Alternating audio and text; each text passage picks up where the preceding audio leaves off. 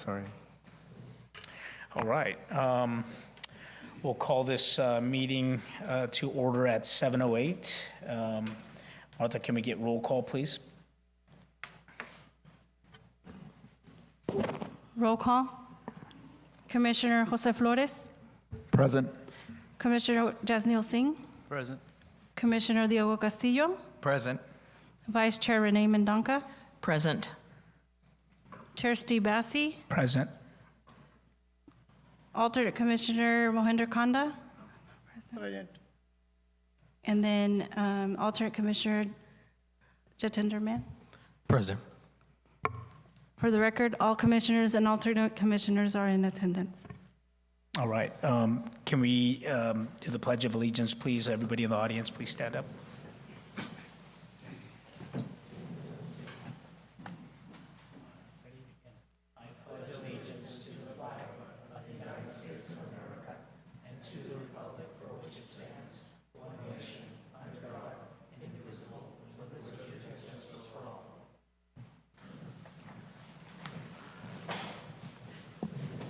All right, thank you for that. Public comment, the first 15 minutes of a meeting are reserved for members of the public to address the commission on items that are within the subject matter jurisdiction of the commission. Speakers shall be limited to 5 minutes. Speakers will be asked to identify themselves and state the subject of their comments. If the subject is an item of the agenda, the chairperson has the option of asking the speaker to hold the comment until that item is called. Comments on items listed as public hearing on the agenda should be held until the hearing is open. The commission is prohibited by law from taking any action on matters discussed that are not on the agenda, and no adverse conclusion should be drawn if the commission does not respond to public comment at this time. So the public comment period is open. Anybody on the phone, Martha? No? Anybody in the audience that wants to make a public comment that is not on the agenda for, that's already on the agenda? Good. Hello, good evening, everyone. We're just here, my name's Valeria. Hold on just a second. Just a second. I don't know if it's powered on.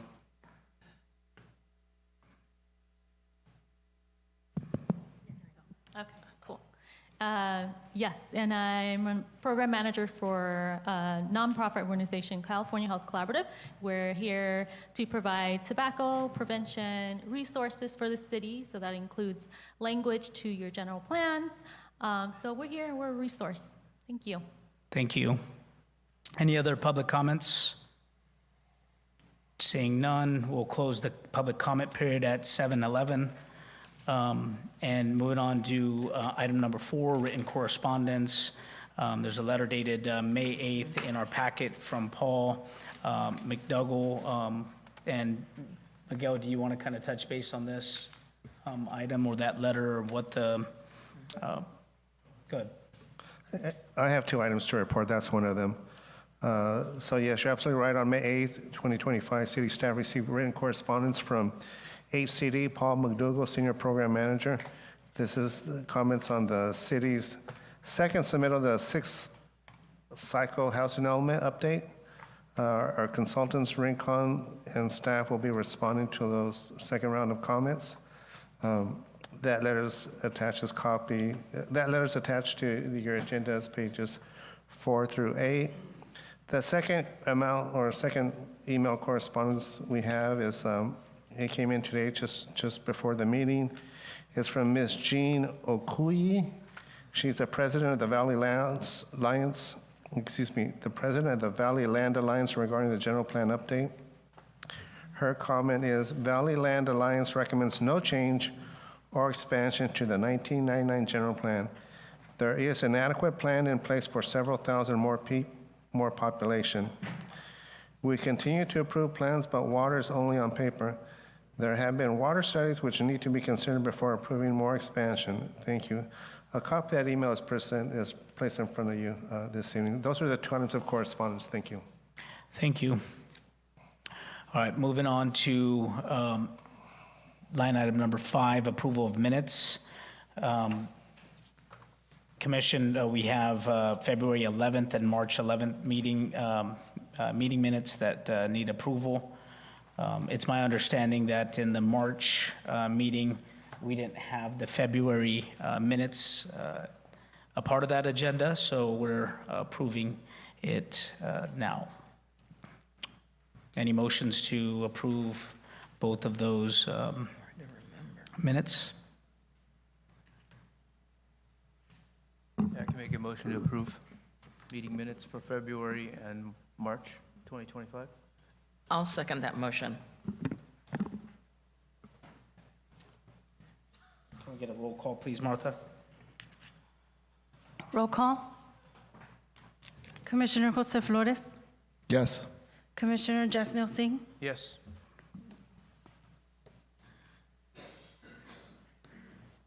Commissioner Renee Mendonca, Yes. Commissioner Jorge Diego Castillo, Yes. Chair Steve Bassi. Yes. Motion approved by a vote of 5-0. All right, now moving on to item number 6, and that's conflict of interest declaration. Members of the Planning Commission will declare an actual or apparent conflict of interest before discussions or decisions about any matter in which they or anyone with whom they have a close personal relationship could directly or indirectly benefit, or where such a benefit could be perceived. Commission, any conflict of interest declarations that they would like to state at this time? Seeing none, we'll move on to item number 7, consent calendar. There's no items for the consent calendar. That takes us to item number 8, public hearing. The public hearing is consideration of the land use alternatives for updating the City of Livingston's 2040 general plan land use diagram. At this point, I'll turn it over to Miguel for an introduction. Thank you. Good evening, Commissioners. Miguel Galvez, Contract City Planner for the City of Livingston. If you recall, February 11th, the Planning Commission commenced the discussion for looking at land use alternatives and beginning to narrow down a preferred land use alternative. There were many questions that were brought up. There were many residents that came up to the meeting to speak about including their properties. We've tried to summarize, synthesize all those comments into today's report. So today's report is a continuance of that discussion with the hope that the Planning Commission will arrive at a preferred land use alternative. This evening, the presentation will be made by Mintier Harnish Consultants. They do have a PowerPoint, and we're in the process of printing it. We're having some difficulty printing, but as soon as it's done printing, we'll bring it so you can have that for your copy, your reference as the presentation continues.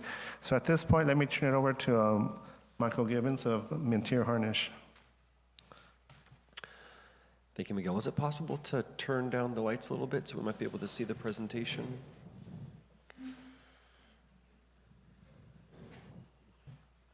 And is the presentation available for casting, Miguel?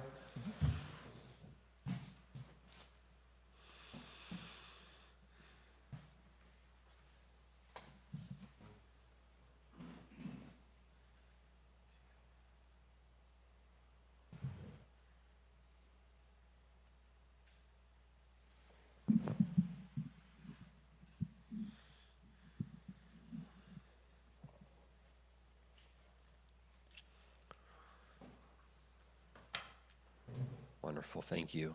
Well, good evening, Chair, Vice Chair, Commissioners, and members of the public. It's a pleasure to be with you again this evening to provide you an update on your general plan update, specifically the alternatives phase, of which we are currently in. Here's a brief overview of what we hope to achieve this evening, provide you an update on the general plan project itself, and then we'll dive into the topic of this evening, which is land use alternatives. So we'll go over the land use summary report, the presented and analyzed land use alternatives, and ultimately seek a recommendation from the Planning Commission on a preferred alternative that we can forward to the City Council. Brief overview as a reminder of who we are. Again, my name is Michael Gibbons. I am a project manager for Mintier Harnish, the consulting team that was selected to assist the city in this effort. Along with me this evening is Jim Harnish, who's the principal and owner of Mintier Harnish, and Hannah Woolsey, who is the project planner. Who is not here this evening, but very much a part of this project, are our teaming partners assisting us in the technical aspects. GHD is a transportation firm that is helping with some of the circulation and required state analyses for general plan update. And Rincon Consultants is conducting the environmental and California Environmental Quality Act portion and analysis of the project. So a brief overview of general plan. Some of this might be repeat information, but it is important. So what is a general plan? Imagine a general plan as a blueprint. Every city and county is required to have a general plan. It is required by state law. And what it does is it represents community's vision for the future. It does so by guiding long-term decisions and establishing community expectations. It does that by establishing goals, policies, and programs that the city must abide by in adopting local policy and enacting ordinances. Here's just a visual of how the general plan plays into other policy documents and guiding documents. General plans are general, as the term implies. They're long-term, forward-thinking, as opposed to more of the more detailed, short-term items like your zoning and your subdivision regulations, which are kind of discretionary in nature and working all your way up to your building permits. I think what is important about this graphic here is that your general plan is the foundation of all city policies and documents and ordinances. State law requires that every plan be consistent with your general plan, so it is extremely important in the grand scheme of long-range planning for your community. The city initiated this update a couple of years ago, really with the intent to produce a new general plan, a comprehensive update that is both innovative and contemporary, and also one that complies with state planning law. State of California is very proactive in land use planning and has had a series of legislative updates that affect general plans and planning. Those include topics such as hazards, safety, environmental justice, and climate change. There's also a big push in this general plan update to increase diversity and inclusivity in your general population, and also address emerging trends and best practices. Smart growth and efficient land use is also echoed by the City Council at the start of this project, and also an emphasis on economic stability and vitality, specifically through diversifying your economic base, preserving and enhancing your downtown, improving your intergovernmental coordination, and processing various strategic economic development plans and implementations. So with any large multi-year project, we break it up into phases.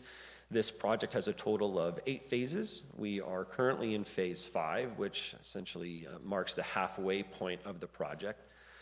This is an extremely important phase that we're in, as this really sets us up for the actual drafting of the various elements and the updating of your general plan. Where we've been, we started off this project in spring of 2020, and have worked our way through an existing conditions report, which essentially sets the foundation from which we work from on this project, all the way through adopting a community vision and guiding principles.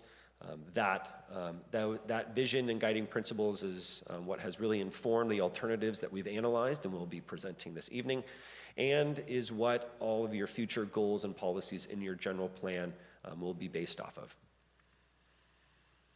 Where we plan to go after this phase is actually preparing and updating your general plan. That will take about 4 to 6 months, we anticipate. And then we will go into the state-required analyses, which is your environmental review, in which we will look and analyze impacts that might come out of various land use decisions that we make. And then there will be Phase 8, which is public review, in which the draft general plan, environmental impact report will be sent out for public review and agency comments. Members of the public can comment on the general plan, offer recommendations for changes, and we anticipate that process taking around 3 months, ending with what we all hope for, which is a successful adoption.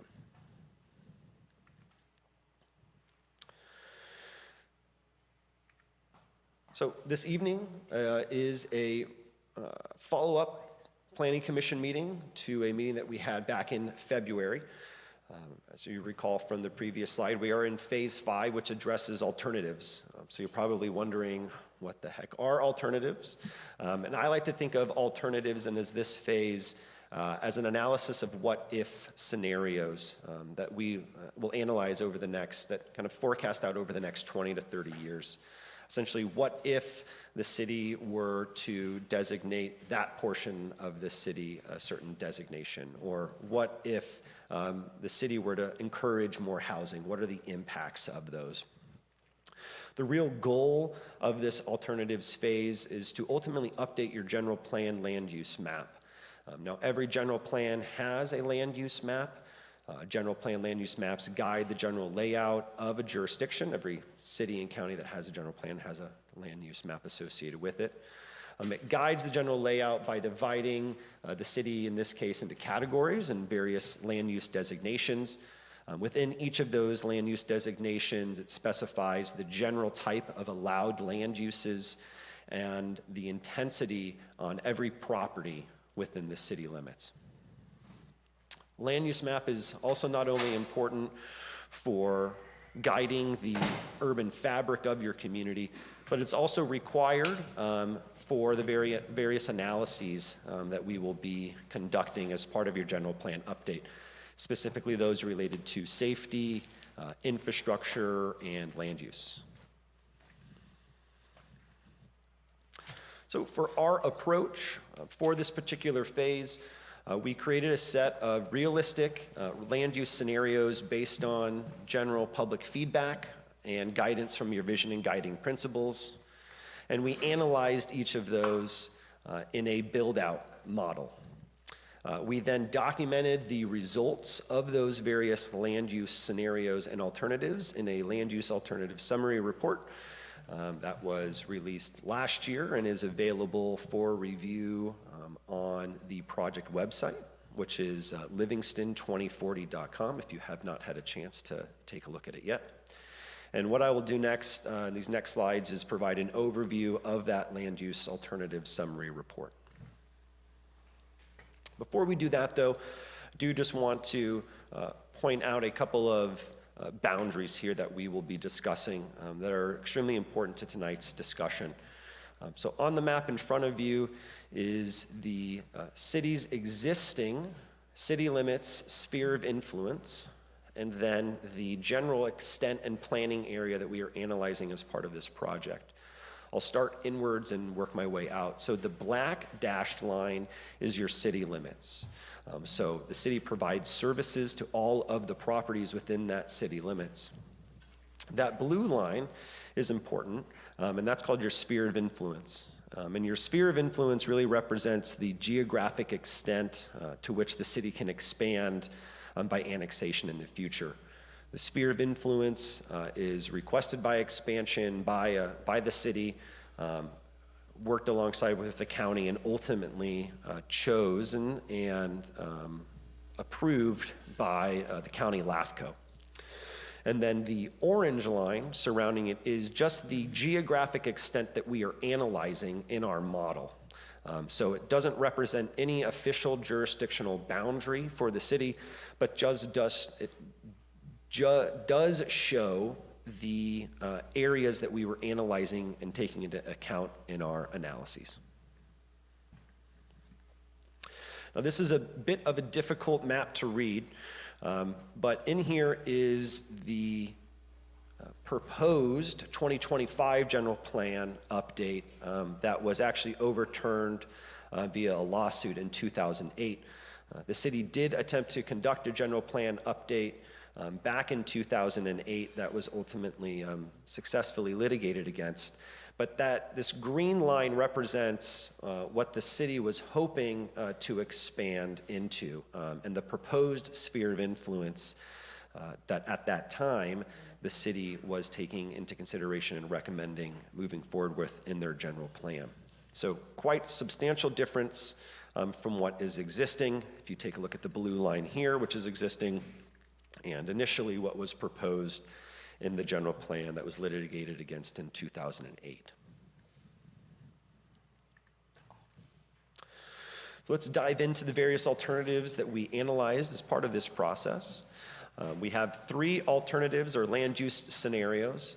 Alternative 1 represents a baseline no change, so essentially business as usual if the general plan land use map did not change and we simply did an update that addressed state law. That is an important alternative because, again, it sets our baseline from what we can work from, what you could reasonably anticipate over the lifespan of this plan, which is a 2040 horizon year.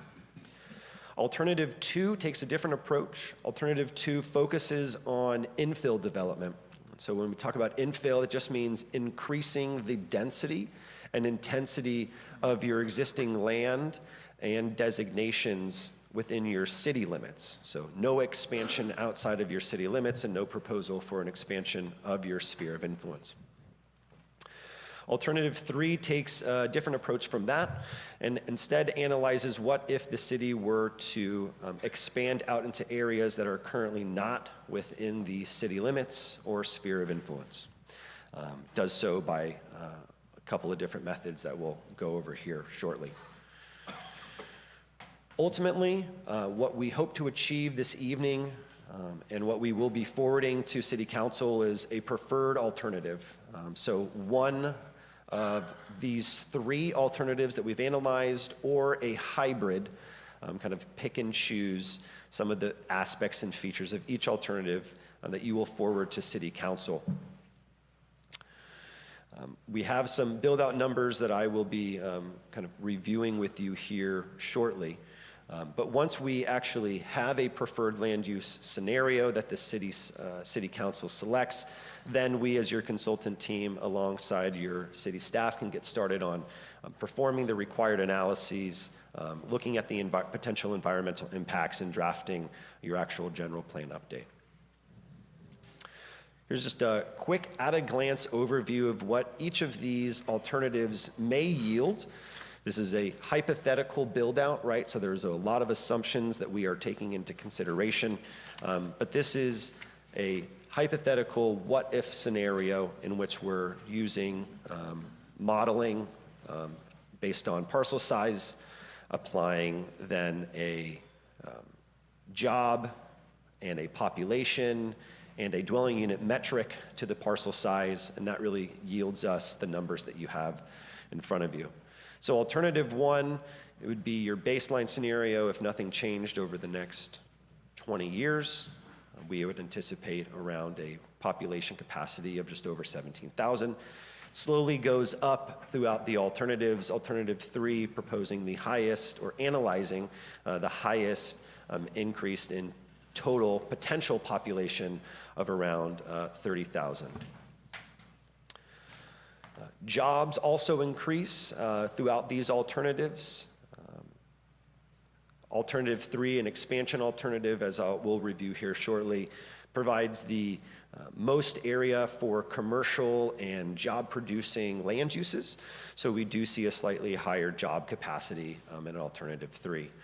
And then being that alternative 3 does propose and does, I should say, analyze, not necessarily propose, but does analyze an expansion outside of the city limits and sphere of influence, we see that the total amount of unbuilt land consumed also increases substantially.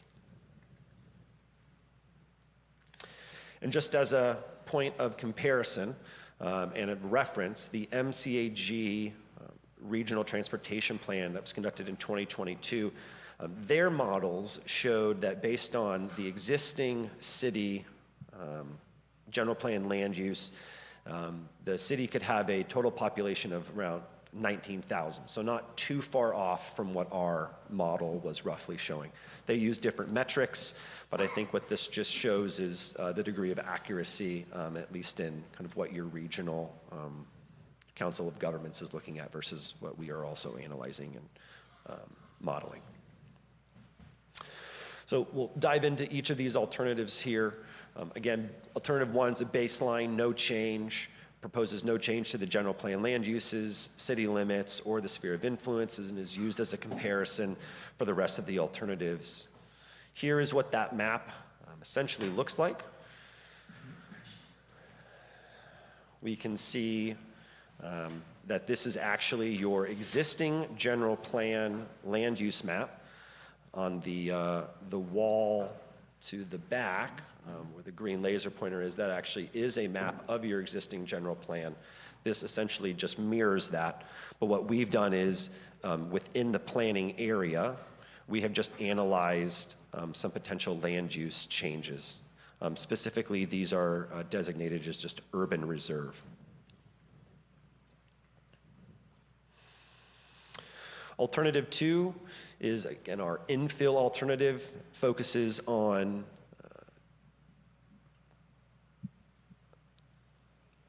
preserving agriculture and focusing on building out your vacant and currently underutilized land. It does so by increasing the density and intensity of your general plan land use designations. What I mean by that is the amount of dwelling units that are allowed per acre and the intensity of your non-commercial development. We measure that by FAR, or floor area ratio. Ultimately, our model showed that this offered a moderate population growth, or at least facilitated a moderate population growth.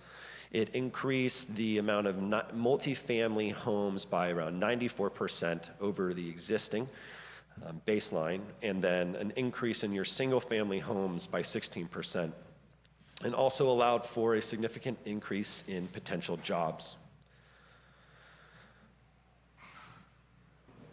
A key aspect of this alternative that you do not see in the other alternatives is this proposed and analyzed a new mixed-use designation, specifically for the downtown area. That was a big focus and big call for by the Planning Commission and City Council, in which we would encourage development that could have residential and commercial in a variety of either stacked or horizontal formats. And here is what that map looks like. The green here represents agriculturally designated properties.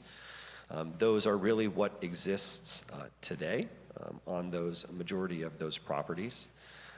In the middle, in your downtown area, we can see the new mixed-use designation.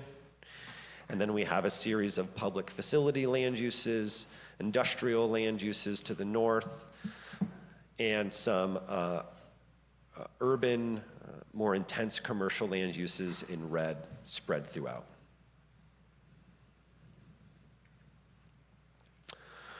Alternative three is an expansion scenario. And what that analyzes is annexing certain areas along the city's urban fringe into the city limits. It also looks and analyzes the converting of a lot of the agricultural land. Again, these are what-if scenarios, right? So we looked at what if the existing agricultural land were to be converted into more urban uses. It addressed some of the downtown concerns by not creating a new mixed-use designation, but just increasing the intensity within your existing downtown designation. The one trade-off for an alternative like this is it would require additional infrastructure. If you are expanding outside of your city limits and your sphere of influence, you would need to provide services, power, water, sewer to those properties. So that is just an aspect of this alternative. And what our results and models showed is this had the highest capacity for population and housing growth. Reason being is we're converting ag land into residential and urban uses. In total, it's a 175% increase in your multi-family land uses, 108% increase in your single-family designations, and the most significant opportunity for potential job growth in the horizon year. And here is what this map looks like. As you can see, the agricultural areas are now given a new urban land use designation. There are properties on the outside of the city limits that are being analyzed for being applied to new designation in this area as well, along to 99. We also analyzed what a potential specific plan might look like in the Gallo West properties, and we created a new land use designation in which any development that would take place in that area would have to require a specific plan. So it's not proposing development, but it is creating an opportunity that if development were to take place, a specific plan would be the trigger for review and for development approval.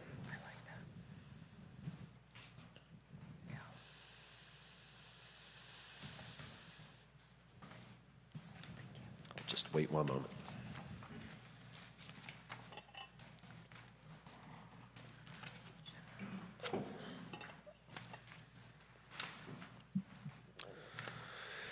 Now, all of the metrics and modeling that I just went through has been released to the community. We actually facilitated a community workshop in October of last year. We had over 30 attendees, some of which are repeat faces in the crowd this evening. As part of that community engagement effort, we introduced the alternatives report, in which all of those metrics that I just went through were detailed and outlined. We went through some of the reasonings why population increased in one alternative over another. And then we ultimately asked the public and solicited feedback from attendees as to what was the general population's preferred alternative in those that were analyzed. Here's a picture of that evening. It was a really successful evening as far as the consultant team and city staff is concerned. We felt like we received a lot of great input. And here is some of that input. So there is some support, at least from what we heard, for some growth. But overall, there was a preference for alternative 2. And alternative 2 was, again, an infill focused, so not expanding outside of your city limits or sphere of influence. There was also wide support for the creation of that mixed-use designation in your downtown. We heard a lot of great ideas as far as various investments and infrastructure, desires for higher buildings, various commercial land use types, and also mixing and encouraging high-density residential in your downtown area. Also a call for improved pedestrian and bicycle infrastructure throughout your city, but that was also met with that there was a need for balanced growth and taking into consideration the resources, specifically water. That is a large concern, certainly for Livingston and Valley communities, and that was echoed through the community feedback. On February 11th of this year, we were in this room. We presented a similar presentation to the commission in which we reviewed, presented the metrics of the various alternatives, went over the community feedback, and solicited initially a recommended alternative from the Planning Commission. Now, at that meeting, there was a great deal of community involvement, community feedback, and there was a call for additional properties that were not analyzed as part of our model to be analyzed and brought forward to you for potential recommendation to the City Council. Ultimately, the Planning Commission did defer the selection of a recommended alternative, asked city staff and the consultant team to take the public comment, take a look at the requested properties that were being requested for consideration in this process, and come back to the Planning Commission to present those findings, and we are here this evening.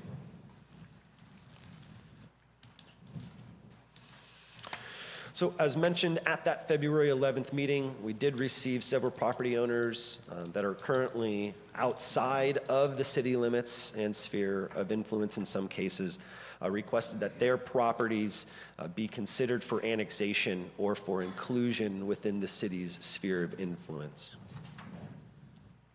In total, there are 22 parcels that were requested from a variety of property owners. 5 of these properties are currently outside the city limits, but within the city's sphere of influence. And again, the sphere of influence represents the geographic extent to which the city can expand and can annex in the future property. Majority, though, 18 out of these 22 parcels are outside of the city limits and outside the sphere of influence. It's important to note that any expansion of the city limits and the sphere of influence would need to be worked with the county and LAFCO alongside for any of those jurisdictional boundaries to increase. It's also important to note that we did conduct an analysis to see what utilities are currently going to these parcels that the city provides, and there are no parcels that are connected to city utilities currently out of these 22 that were requested for incorporation or inclusion in the city, in the sphere of influence.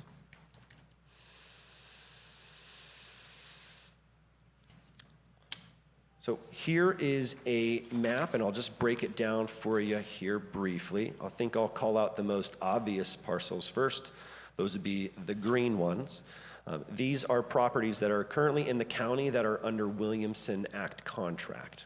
So meaning they are locked in to continuing farming uses for a period of time. Would not be viable for inclusion into your city limits or viable for any sort of urban designation change. We can see your jurisdictional limits, your city limits in black, your sphere of influence in blue, and then our planning area that we're just analyzing for this general plan update. And then what's important here are the white parcels. And those white hashed parcels are all of the properties that were requested for inclusion in our analysis and in this process.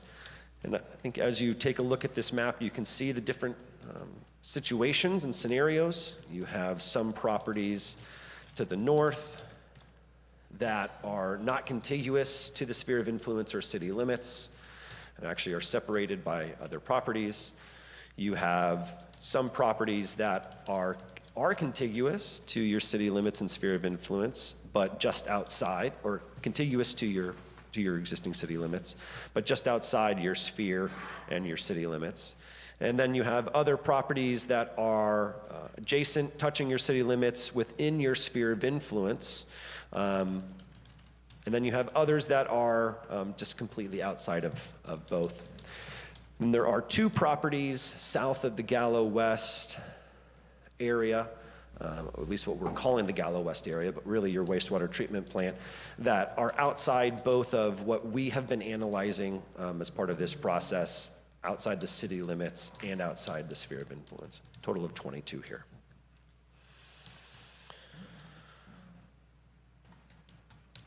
So in the staff report and in the agenda packet, our team produced a list of considerations that we felt the Planning Commission and City Council should look at when they're making an ultimate decision on a preferred land use scenario.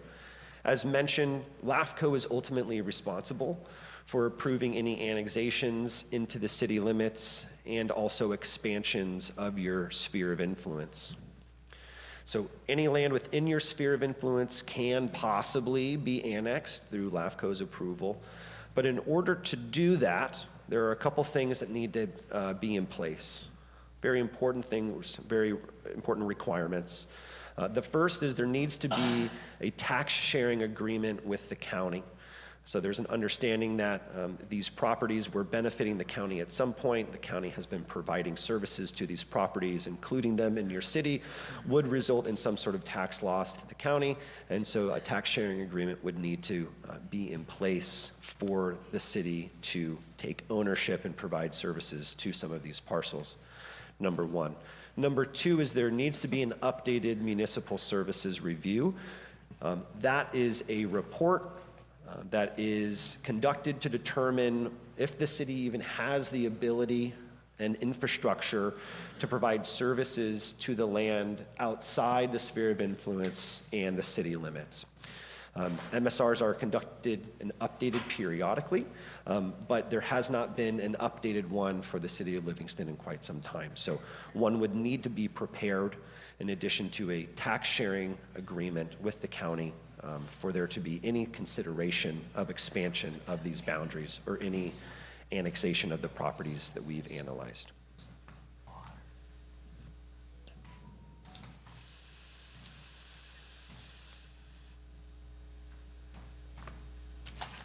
And it seems like I've already beat myself to it, but here again are the various considerations or various types of properties that we are dealing with and we are presenting this evening.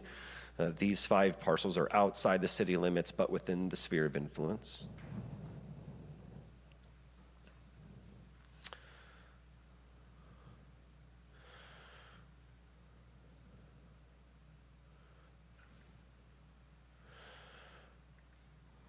Then there are a number of parcels that are outside the city limits and the sphere of influence.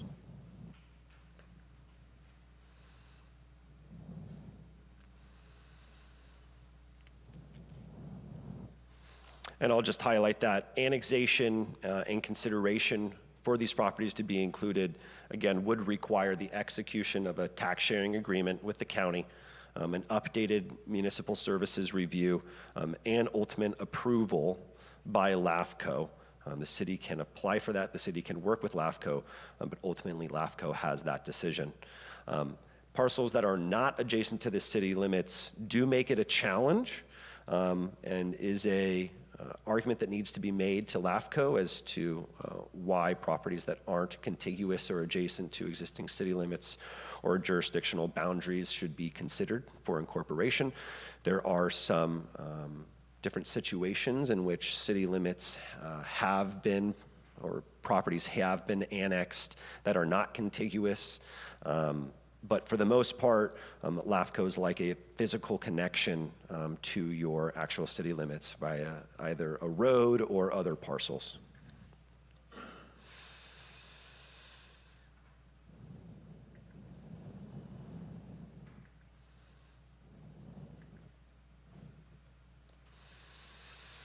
So with that, the recommendation for this evening is to hand it back to the Planning Commission, hand it back to the chair to conduct a public hearing and a study session to consider the comments from the community, the findings from the Land Use Alternatives Report, and ultimately adopt a resolution that recommends a preferred land use alternative or a hybrid alternative to the City Council as part of the general plan update that we can then use to conduct our required analyses and update your various elements as part of our project.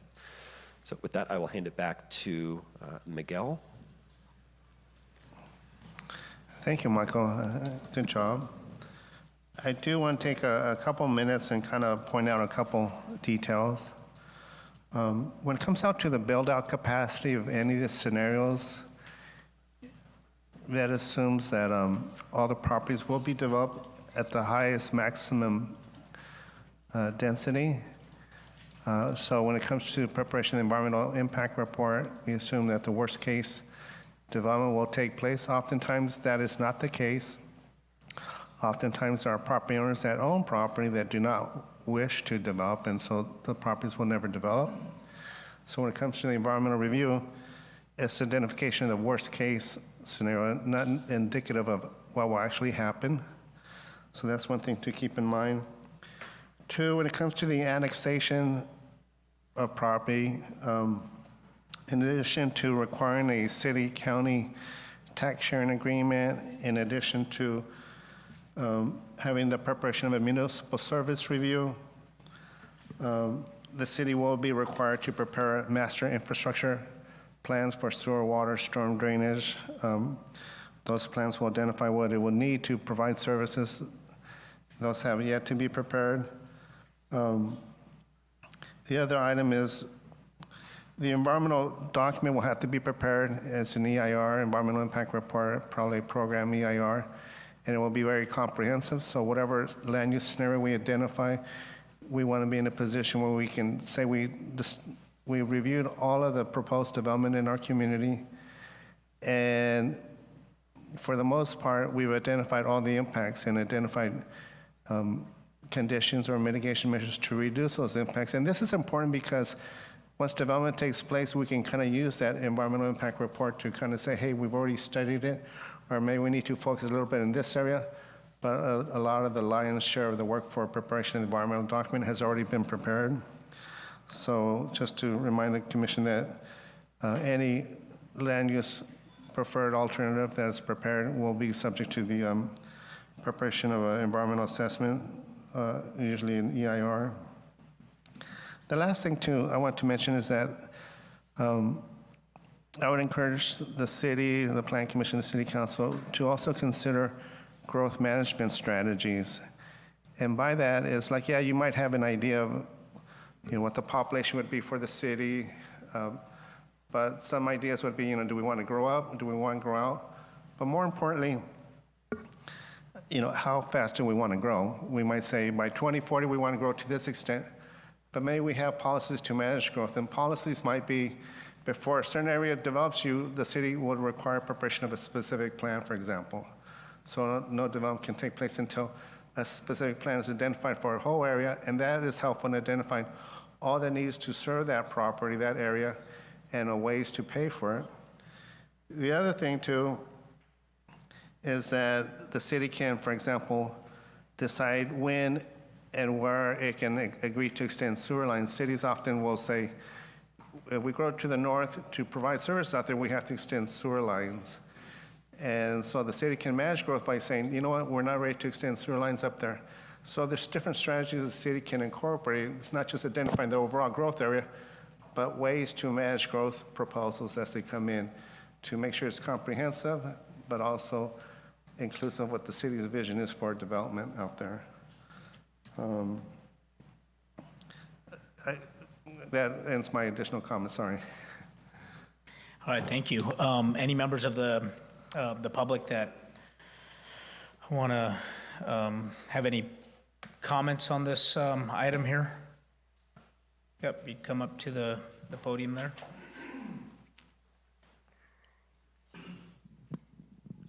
Yes, I'm Noor Sahota. I you bring spoke up the last map? time here. Pardon? I'm sorry, I was asking Michael if he can bring up the map that shows all the properties that are in the city and outside the city. Oh, yeah. Does this come up at all? To raise it, or do I have to bend over? Oh, there he goes. There we go. All right, well, I see that the parcels that I emailed you guys about have been represented on a couple of maps here. But I just, I don't understand how 047260091, I don't understand the logic behind why that property, that parcel was cut out from the sphere of influence or from the city limit line. It would have been nice to just kind of have it all the way to Robin Avenue, but in either case, it is still touching the city limit currently. So I guess I passed one of those tests, right? Being adjacent to the city. Either way, it doesn't really matter, I feel, because if you don't have the tax share agreement and plan, then these what ifs don't mean anything, right? Or am I mistaken? And also, let's say we wanted to bring in like 10 more residents into Livingston tomorrow. Do we have water for it? Because I've talked to people who are builders who have projects. They say doesn't want to give us water. They say if they have no water. So I think, it's about time that you guys ask who's the person who's stopping the tax share agreement plan.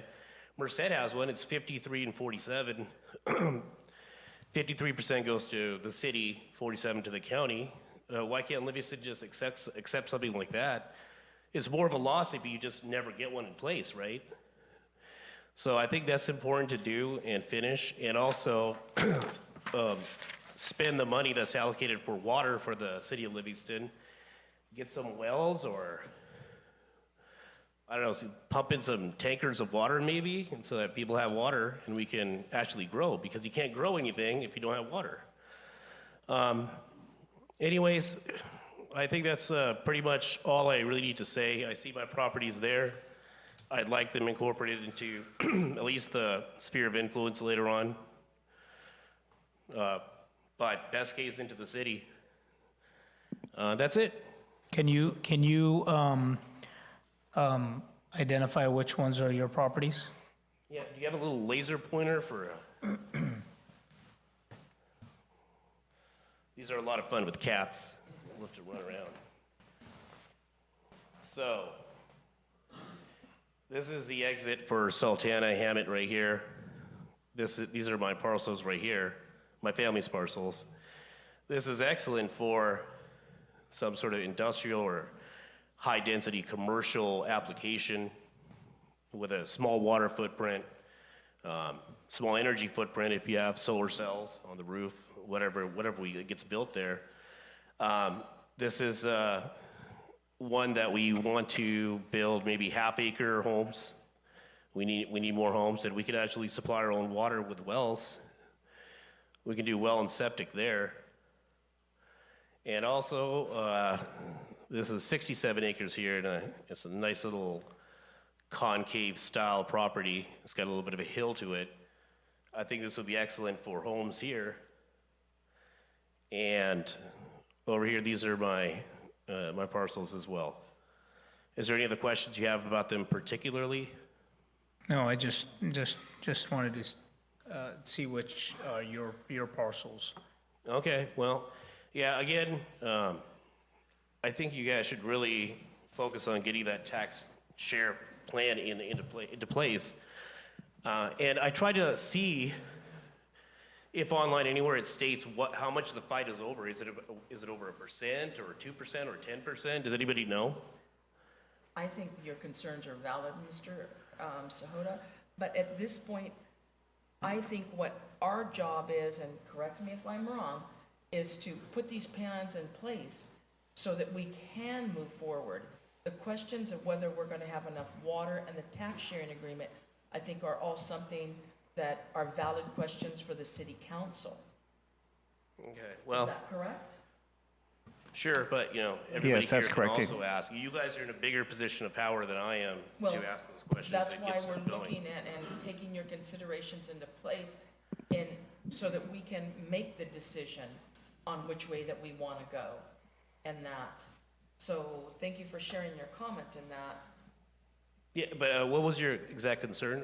Well, You want me to? I was just explaining to you that those are all things we've looked at as well, and how long it would take and the cost for to put some of this in place. Our job is to look and see how Livingston wants to move forward till 2040 in our general plan. And, thank you, our general plan and that. I have questions on the tax sharing agreement and the water. So I don't think that we can answer those now is all I was trying to tell you.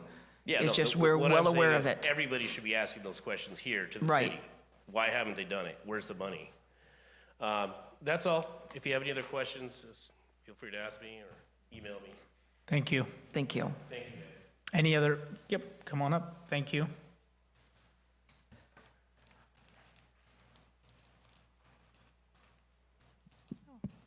Okay. Can you hear me okay? Yes. All right. Good evening, everybody. My name is Patricia Zamora, and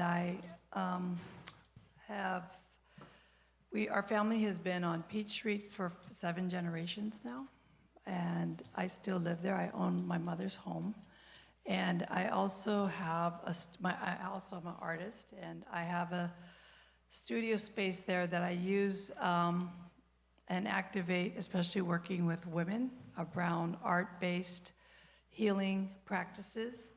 And also, I wanted to share that because it's called 7 Gen Art House. And through that, I also still commute and work in the Bay Area, and I work with the Community Art Stabilization Trust. And we help artists and cultural workers to buy their property and real estate. And part of the Bay, everybody loves the art and culture, and they go there for that. But a lot of the artists and cultural workers can't even afford to live there anymore. And many of those communities are highly being displaced. And through this, through my work, I also have become involved with it's another group statewide. These are all groups. I'm happy to forward you the links to Community Vision, and they have a program called CalCore, which is around social purpose real estate for community development. And the reason I wanted to frame out my comments with that is because we can grow very fast, but that doesn't necessarily mean that it's in the right direction. And I've worked for 34 years between the Valley, since CVOC, Radio Bilingüe, who were the other groups, Self-Help Enterprises with wastewater communities that were contaminated. Then I moved to Chicago, worked there for over 15 years in the Bay Area. But I'm here, back and forth, I commute. And the thing is I'm really concerned because I have the life of living in a urban and a rural community. And I see the kind of writing on the wall for some of the things I'm starting to see here in Livingston that in bigger cities, people are really struggling with. One is the drugs, the unhoused populations, the mental health issues that become exacerbated with drugs. And even though we're a very small community, you all just going down Highway 99, you see the changes.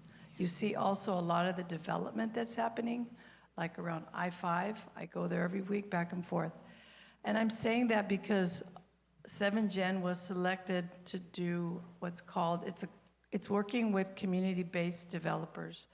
And I'm very interested to have them come and address you because I think they would be a really good resource. They do look at financing, they do look at what's called social purpose real estate, and it's all the spectrum of developers, residents, community, what you're doing here. So I think I really want to honor that and acknowledge it. One of the data that came out that was interesting to me, I just want to share, just as we think about this, it's from the source of, it's citydata.com, and it's Livingston Mental Health. And there was one particular data in researching this, being part of this CalCore project, is that 33.6% of people in our city feel down, depressed, and hopeless, compared to the county, which is 30%, compared to California, which is 27.1%. So más o menos, or more or less, 1 in 3 people here in our city are, I'm not going to say struggling with mental health issues, but are impacted. Their community wellness. So I'm thinking about that framework when we're talking about how our city's developing, because being here 7 generations and dealing with generational trauma in my own family, it really hurts. And some of you may have had that in your own families, where you don't want to see the same things of addiction being continued and fostered, violence, whatever that might be, right? Things that we know can and should be better for the next generation. So I think when we're looking at, I work with real estate all the time, and one of the things I really have come to understand, it's not just the bricks and mortar. That is important, but it's also the wellness of the community. Because if we build things and they don't feel it's for them, and that 30% of the community here, if they don't begin to be engaged working in a city, it gets really rough when things start getting to a place where it's harder to try to bring things in a more reasonable, controlled. And so I think if there's any way that I can be of support, I would really like to connect these resources, because one of the projects they worked on was building the Livingston Health Clinic here. And I'll share those with you because you probably may already know them as well. But I think we need to think about that, because just developing for the sake of developing without really thinking about, like, I look at the businesses, and I read through the feedback from many of the stakeholders, which were folks here in the room that have been here forever. One of them, I think, was actually even our mayor, around, I know young people, Cien Ojos, Joel, they went outside of Livingston, and maybe that's a good thing, to build a coffee shop. Sueños is here right now. They're such a treasure. They're starting to activate the community around art and culture. And I think we need more of that, because any data shows loneliness is as an epidemic. And culture, community, connection, those things matter because they help with the wellness of the community. They help with public safety. You want your grandkids and your family, when they walk out, don't go to Merced. I go to Merced because of the art and cultural things. I go to the restaurants there. And I go to the farmer's market in Turlock. We can have those things here, and we should, because they're going to give jobs, community pride, wellness, new development. So those are the things. I know I'm going to stop now, but I think those are things we need to be thinking about, and I'm sure you are. Besides all the bricks and mortar stuff, we got to think about the people first, because if the people are good and they're feeling well and healthy, all the other things will flourish. But if we're not thinking about the people, I'm not saying you're not, I'm saying generically speaking, then there's other consequences, and it gets crazy. Being in the city, I see it every day when I go to work. So thank you for listening, and I know this is a lot of work, and I want to acknowledge that. The consultants that are working with you as well. So I'm not dissing anything. It's more just, you want us to speak out. And, I have 7 generations of my family that are living here, and I think we all want it to be a better place for the generations that are coming. So thank you. Thank you for your comments. Any others in the audience? All right, seeing none, we'll bring it back. So we got some discussions and some deliberation to do. So I would like to hear some feedback from the commissioners on you guys' thoughts, and so we can have a productive combo. Anybody want to start it off or kick it off? I just did want to comment on Mrs. Zamora's comments on that, and I just did want you to know that as we have been going through some of these conversations and behind the scenes that we're doing, one of the main concerns is what the people in Livingston do want. And looking out into 2040 and beyond is hard to do. But you take a city like Oklahoma City, where nobody wanted to live 20 years ago, and the mayor completely turned that town around, and their planning commission did as well. And now people want to move there, and that's what we're striving for. I've lived here, I'm a Garcia. The Garcias have been here forever. My dad, my father, Louis Garcia, is 92, just lives outside of the city limits, and I have a lot of connection here in the city. I want to be able to spend our money here. I want families to be able to enjoy Main Street, and again, that sense of good feeling that you have about living in a city that you feel safe in that. So we are considering that. Unfortunately, we have to grow a little bit, but I don't think we want to grow that fast without taking into people's considerations. So thank you for sharing. Real quick too, I have a question in regards to MCAG, the 2022, the Regional Transportation Plan. They had estimated about the population to be at 19,000.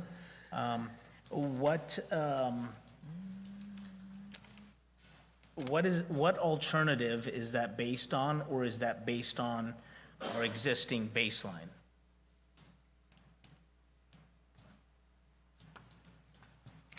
That would be an analysis of that, essentially the baseline, what you could expect from your existing land use designation, your existing land use map.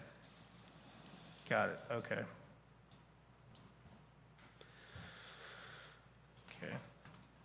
Now, they have a different modeling. They have different assumptions and methodologies, but what I do think is important is around, I think we were around 1,700 and roughly off. As far as we're concerned, that's still extremely close to that full build-out potential analysis. So when we looked at any, I guess, alternative 1, 2, and 3, and just kind of forward thinking and future, right, visionary, like, when we look at the ACE train, and was that kind of played into part of what potential that can bring of folks coming from the northern counties, and I guess I'm going to use the lower price points of homes in Livingston to kind of live here, jump on an ACE to go to work there. Was any of that modeling kind of taken into consideration? In our analysis? Yeah. In our analysis, not necessarily. Okay.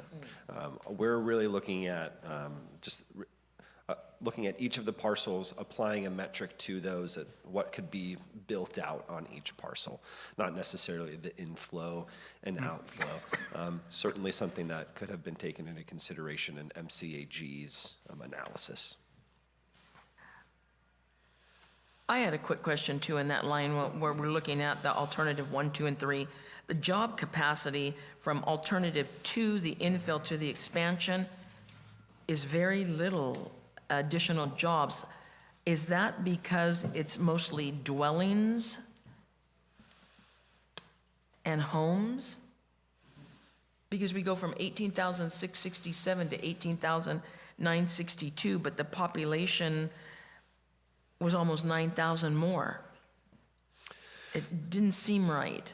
So what that's going to come down to is the non-residential land use types, and we apply an employment per square footage to that, depending on the type of land use. So industrial has an employer per square foot, same with the various types of commercial.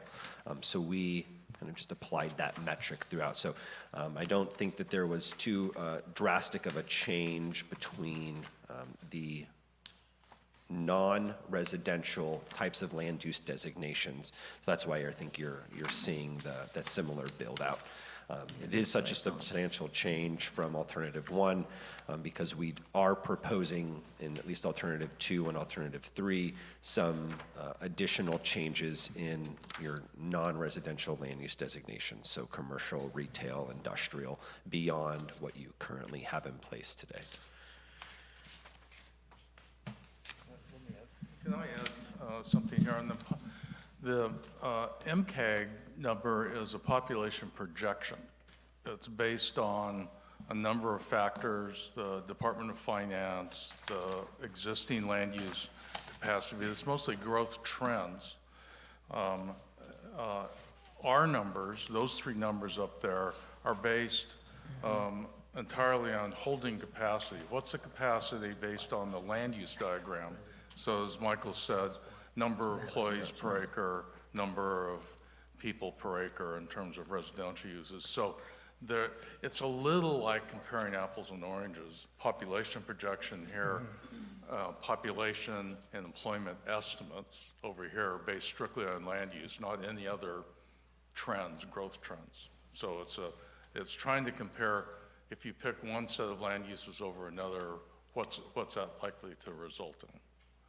But again, it's an estimate based on capacity. And as Maka pointed out, or I think Miguel pointed out, all sorts of changes can happen in terms of if you say you have single-family designated land use here, it could be 3 houses to the acre, it could be 6 houses to the acre, depending on what the developer wants and the city approves. So these are based on kind of standardized assumptions, but it could change. It's just really for comparative purposes, and this is what we're trying to do. We compare the population holding capacities based on the same assumptions for each one of the three alternatives. Does that make sense? Yes, it does. I see your eyebrows scrunching up. Do I need to talk more or less? No, I'm hearing what you're saying, but Okay. I have a thought on what Steve was saying, right? The numbers that are projected with the alternate 1, 2, and 3, that's not considering the train, right? So is there a No. way to, or a method that we can use that maybe, hey, this particular town didn't have a train, now it has a train? Or is there modeling data available to do that kind of analysis for our city and say, hey, listen, if we add a train, we expect X amount of population growth, X amount of traffic, inflow, and we can project out, that we're short, what, 11,000 from the, right, 2 to 3, population-wise? In my experience, I have not seen an attempt to project, do growth projections based on the addition of a train station or another facility like that, train service, train station. So I haven't seen it in my experience. It's possible, but in my fairly long experience, I haven't seen it, so. All right, no, thank you.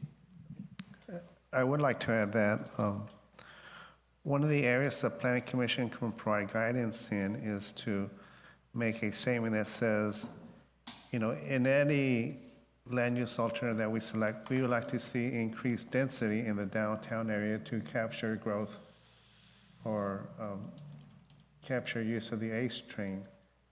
And that would be, you know, perhaps developing at a higher density.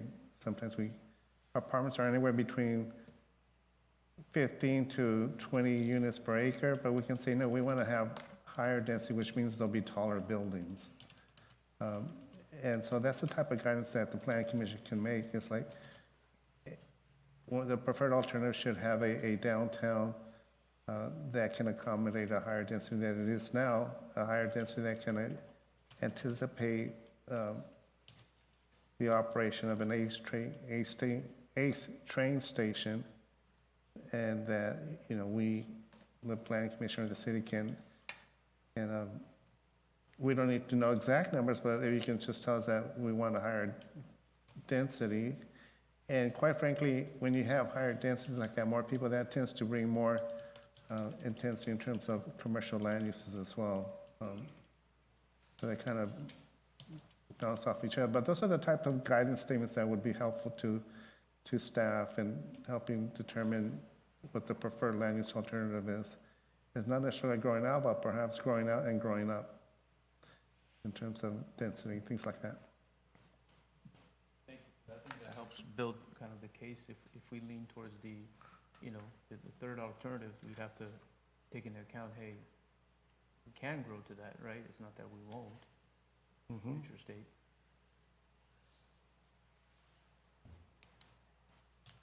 Any other comments?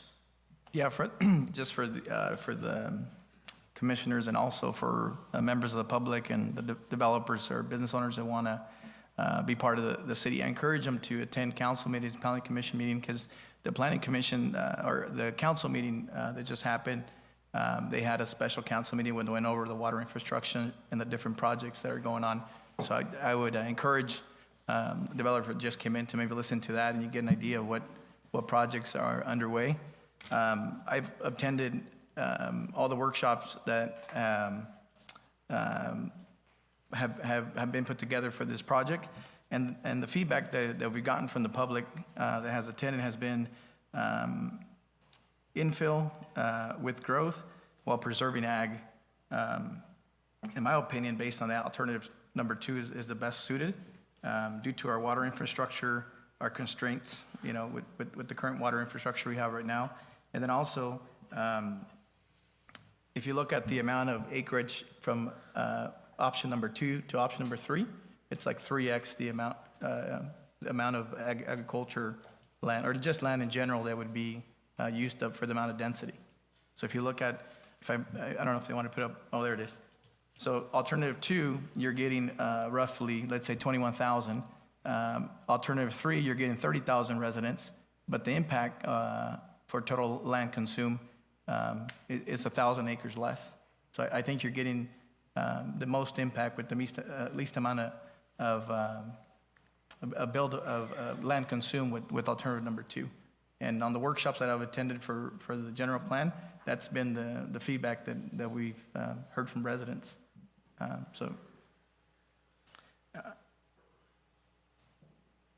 And then another comment just for the residents and people that mentioned they would like to see the downtown grow, or they want to see more businesses. And I think it's just educating our residents. You have to support local businesses. We do have a street fair that happens once a year. But if you look at it, I mean, you're starting to get more traction, but I mean, nowhere near the traction you would get in, let's say, some of their neighboring cities like Turlock or Ripon. So we also have to educate our residents that if they want these, these amenities or these activities, we need to be active as residents and support them, especially small business. If you guys want, the coffee shop example that was brought up today, support the business. So if you guys want more small local businesses, as residents, as a community, we got to get behind them so that they're successful. And I believe if you have businesses like that coffee shop that are successful, then you'll have other businesses that will follow suit, and you'll get more businesses in the downtown. So in my opinion, just based on from this slide, I think you get the most growth and the least impact with alternative number 2. Based on that, so with the total dwelling unit capacity, with 7,500 capacity, you're only at 21 total population, but at 12, you're only at 30. Where's the drop off? I think that's what, 35 to 39%. Where's the drop off of that 4 to 5%? I'm sorry, can you repeat the question? So when the total dwelling unit capacity, 7,500 for alternative number 2, right? But the population's at 21,000. But then it's a significant jump on the dwelling units from 75 to 12, but you don't really see that in the population from that 21 to 30. So why does it dip when, why does that number shrink when alternative number 3, the population should increase a little bit more? Wonderful question. So it's coming down to the types of residential that's being proposed or being analyzed. I don't want to say proposed. Analyzed is the accurate term here. It's coming down to the type of residential that's being analyzed. And in alternative 3, there's a heavy emphasis on traditional single-family, low-density residential. So the population wouldn't be as intense in kind of those lower density scenarios, but we would have some additional dwelling units. But we would see a higher potential population if, let's say, in these areas to the outside, those were higher density as opposed to lower density. It's going to be more units that could facilitate more families and more people per acre, more people overall. So that's where we're seeing that from. Just really comes down to the typology of residences that we've analyzed. And then one other thing, the third alternative with LAFCO, my experience has been that when you have pockets in between that are not connecting to the city, it's almost next to impossible for you to get that approved. And any jurisdiction doesn't want to have, like your city, let's say here, and then all of a sudden you annex, outside of that. Ideally, they prefer, you're doing your info and you're growing out organically based on your current city limits. So that's the only other downside I see to number 3 is you have a lot of empty spots between what you want to annex and everything else that's in between the city. Can we go back to the slide where it has the white parcels? You know what I mean? Like how it Right, kind of... that were requested to be brought in? Well, while we're going there, I would just make a follow-up comment on LAFCO kind of policies. LAFCOs won't annex islands. So if you have like the white parcels to the northeast, if LAFCO was going to approve those annexation, they would require the intervening property to be included in Yeah. annexation. So there would have to be a Contiguous, connection yeah, to the right. city. Yeah. Yep. And you got to remember, as our infrastructure grows, owners can put an application to annex their parcel as long as the city wants, and then as long as the utilities are available in the future. I think I think it all depends on the type of, I'll use UC Merced as an example. There's parcels in between that are not connected, but that was City of Merced. So I think it's the use type and what it is, and the future of how it's going to be connected. Yeah, that was a highly unusual annexation, and all they did is run, essentially, it's called a peninsula annexation, where they ran just a narrow line out the, what's the road? I forgot. Lake Road? Yeah, out to the university and captured it. Yeah. I think their expectation is that long-term, a lot more of that area will be annexed in, but it was to me, when I heard that they did that, I thought it was really weird. So, but the university is a special circumstance. Sure. So, yeah. And there is an example of that in the city limits currently to your wastewater treatment plant. So technically, this road is in the city limits, but it goes to the wastewater treatment plant. It's not connected to these parcels at all. So a situation does like that exist.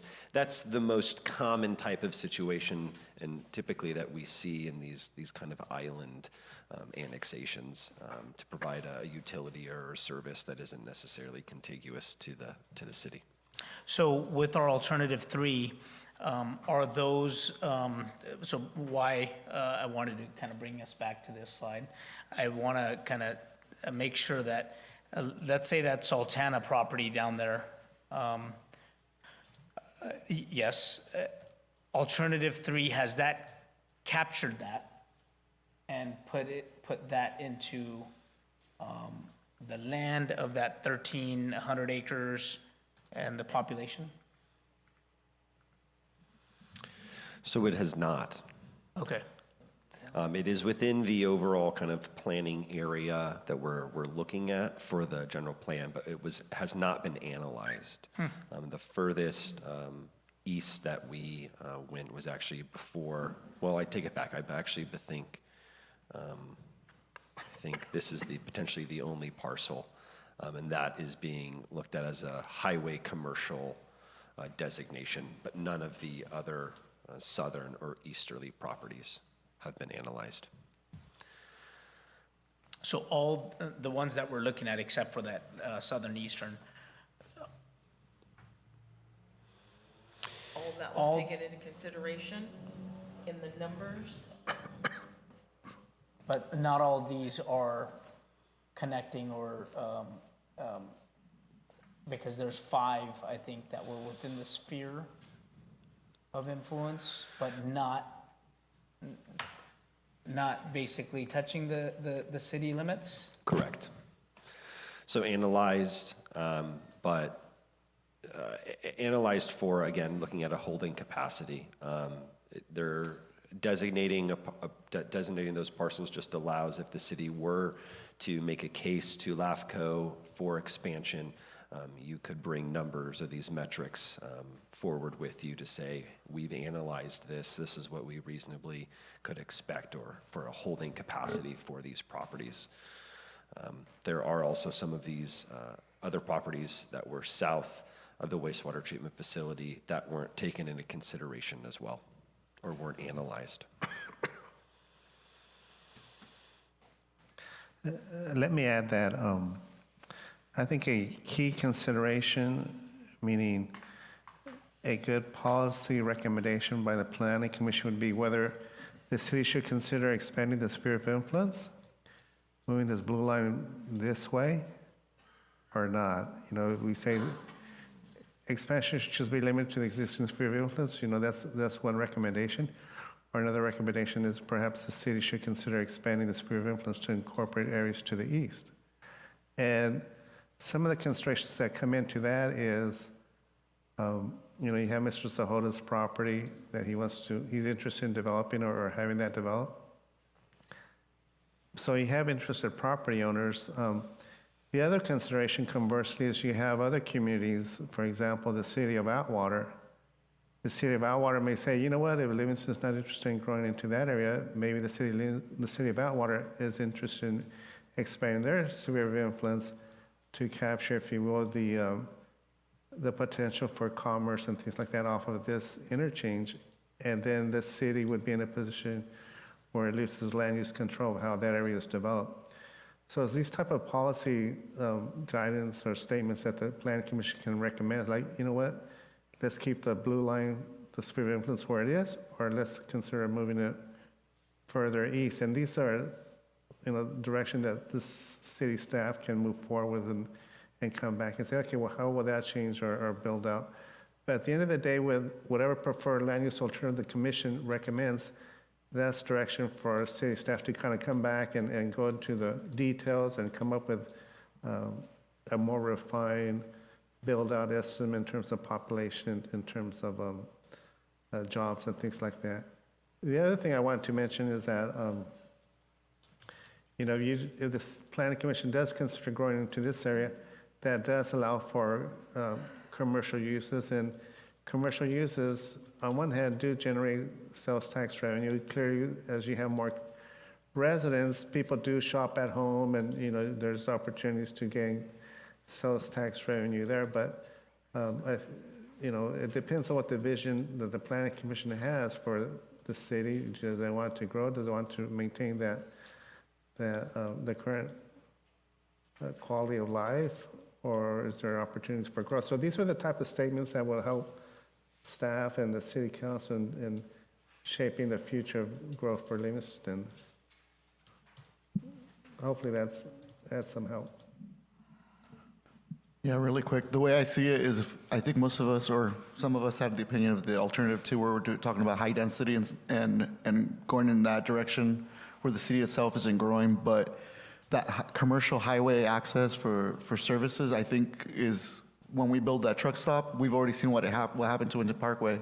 Traffic went up. We're having traffic jams over there because of the higher traffic just in general. When we have the high density come off of Main and Peach, most of that traffic is going to go down to Sultana. They're not going to go down Hammett. They're not going to go anywhere else. They're going to try to take that straight shot out in most cases just because of the traffic. So for us in growth, we should be looking at how we can expand our sphere of influence to go into that additional exit for our community. Plus, Would that give us better control on the exit? we would be responsible for it, just like we are for Hammond and Winton Parkway. And so those are things to consider as we build up our population, that we will need more infrastructure to allow for people to come in and out of community. Plus, that highway access, commercial, for us, tax revenue, if we do build up on our community and we're filling in, we're going to need to provide more services. And what I mean by that is, either more fast food chains, restaurants, et cetera, the Targets and the Walmarts that at one time wanted to come to our community but didn't. And if those places would have been available then, that could have been different for us in the community. So.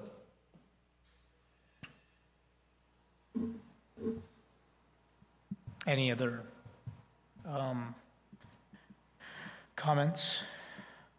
Even if it's from the alternatives, I think something that this is a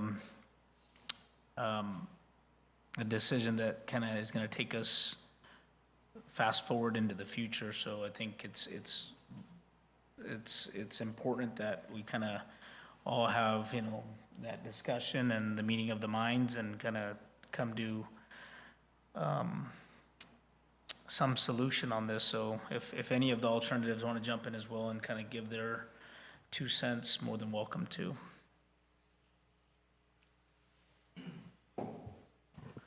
Thanks, Steve.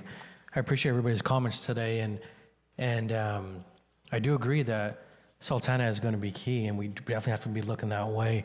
Now, between alternative 2 and 3, it has to be a hybrid, right? I think we have to go to an alternate hybrid model that can consider some of that. And yeah, I think a hybrid model is what we have to look at. And the revenue that could be created by something over on Sultana would be phenomenal, would be very helpful to the city. I think, yeah, figuring out a way to incorporate Sultana would definitely be a good idea, especially if there's a possibility of Atwater one to claim that. I mean, That still is a pretty far reach, in my opinion, from Atwater with Bellevue and Westside still there and the Dole plant right in the middle. But yeah, I get it. Competing cities at this point. Steve, you're right, but it makes you think, though. It makes you think Yeah. about the potential of what could happen, right, Yeah. eventually. Plus, you know what, the alternative too, where we're keeping the ag, I think Livingston is a big ag community, and I think keeping those things incorporated, that we are an ag community, but kind of looking at that, how we have that industrial red in there, and kind of adding that to this too, to show that, hey, yeah, we want to keep a lot of our ag, but we also want to allow for some growth for a community that's, I mean, it's not going to grow fast. I don't see us growing fast, but allowing for those people that are coming into our community and trying to keep that tax revenue in, we have to add something that's going to keep those tax dollars in, just so we can provide more services. Can I borrow your pointer, please? I should probably bring one with me. Okay, so in my opinion, I like the kind of this low density here, right? Like kind of give meeting our arena our needs as well, right? With all this, I think this is great. This is 100% good. The only thing with that Williamson Act, that parcel here, how does that come into play when there is? I know we're not even at that point, but with LAFCO and all that stuff. But how does that impact us with one parcel being in the Williams Act? I can take a stab at that. I don't think that's, would be much of an issue. It just means that that property owner wouldn't be able to develop for a long period of time. There are a few cities, St. Helena comes to mind first, that has permanent ag. They're grape vineyards within the city limits. So it's not unheard of. It's really unusual though. But in this case, or in that case, grapes are really high value crop. In this case, it would be likely that the property owner would petition to get out of Williamson if they wanted to develop, and they just, there's a process for doing that. It takes a while, and that at least, most likely 10 years, but it would take 10 years for that area to develop out there anyway, so.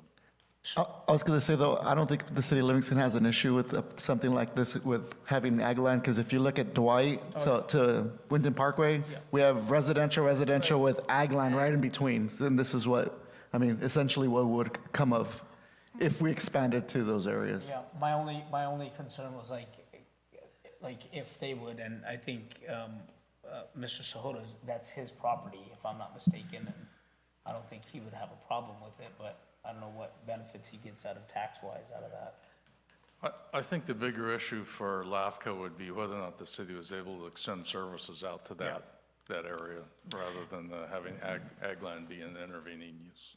Yeah, and I think that is a real concern, right? Like, can we meet those facility needs? So with that, when was the last MSR done for the city? I believe that would have been done with the 2008 general plan, but that MSR and general plan was thrown out by the courts, so we would have to start over. We'd have to start over fresh. So what turns on the lights, or what turns on the switch to get an MSR done? Can you do that independent than this, or does this have to kind of lead the way to an MSR? The preparation of a municipal service review would be triggered anytime we expand the sphere of influence or that blue line. So when we move the blue line, then we'd have to do a new MSR to see how the city can provide services within that proposed sphere of influence boundary. So to analyze this, what I get out of this is, how can we know how to push forward if we don't have a proper study on the MSR done? So, good, sorry. So I can add something to that. So if you requested LAFCO to do an MSR now, they would do it based on your existing sphere of influence. That's what would drive it, and it would be an update of your current MSR. If the city came and proposed an expansion of the sphere of influence, then LAFCO would do an MSR on that expanded sphere to determine whether or not the city had the capacity to provide services to that larger area. So that's really the only way you would trigger an MSR update that would look beyond the existing sphere of influence. Yeah. So I think what, we want to see that Sultana in there. So it sounds like that hybrid is where our minds are at. I like the 3, but is there something based on the hybrid that we can set in place that, hey, we're not going to develop the rest of the alternative 3 until infill is done? Can we set something like that in place so we're not just developing the outside if everything gets, approved, tax sharing agreement, LAFCO and all that stuff, but we've just left all the infill not touched? Can we put something to that effect? And that would be our hybrid potentially, if that makes sense, or if that's agreeable to the commission? That makes sense, and you can do that. The only caution I would throw is for those properties that are within the existing city limits that are vacant, if for whatever reason they never develop, you kind of tie yourself in and you can't expand until those vacant properties are developed. And if they never develop, then you won't be able to grow, but you can kind of have some wording that, says maybe growth can be evaluated annually or every other year or something like that. Or it could also be incorporated in a land use policy. Those properties, if you were to recommend to council that you extend your sphere of influence kind of along 99 to capture that Sultana interchange, that could be a recommendation to expand the SOI. A policy could be created to kind of guide if and when annexation is proposed, that looking at existing development, vacant, underutilized sites is taken into consideration by the city prior to making, I guess, an appeal to LAFCO for annexation. So something that we could certainly include. And development really wouldn't be able to take place, at least from the city's perspective, until those properties were annexed into the city limits. So you could still increase your sphere of influence, apply some sort of designation that then LAFCO would analyze and kind of make your case for a potential annexation in the future. And tax sharing agreements and. Yeah. One of the other things to consider too would be that industrial that's there, that's all Foster Farms up top, right? Mm-hmm. That's not private land.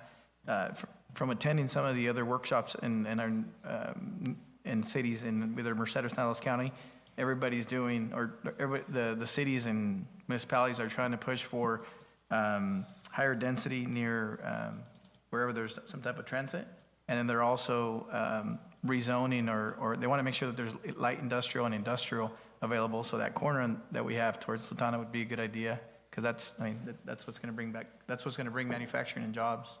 Where at? So that I'm assuming that's industrial towards, right, that gray area there? That's all proposed and limited industrial, right? Mm-hmm. So, sorry. So from some of the other workshops I've attended or meetings from local, cities in Merced and Dallas County, everybody's pushing high density near transit, whether it be, bus stops or anywhere where there's transit. So maybe we do that, in here, and then you want to make sure you have some industrial or light industrial available, because what we have technically it's all Foster Farms, and this is outside, it looks like this is light industrial, but it's outside the city limits. And then we have this, but I think the only property that's in the city is maybe that corner. So this is also not part of the city. So unless, you know, this gets developed industrial, I mean, you definitely want to make sure we have some type of industrial available. And it's currently designated, that kind of what we're designating as the Gallo West, kind of that focused Oh, is that what it area, is? Okay. is currently designated industrial, both general and limited.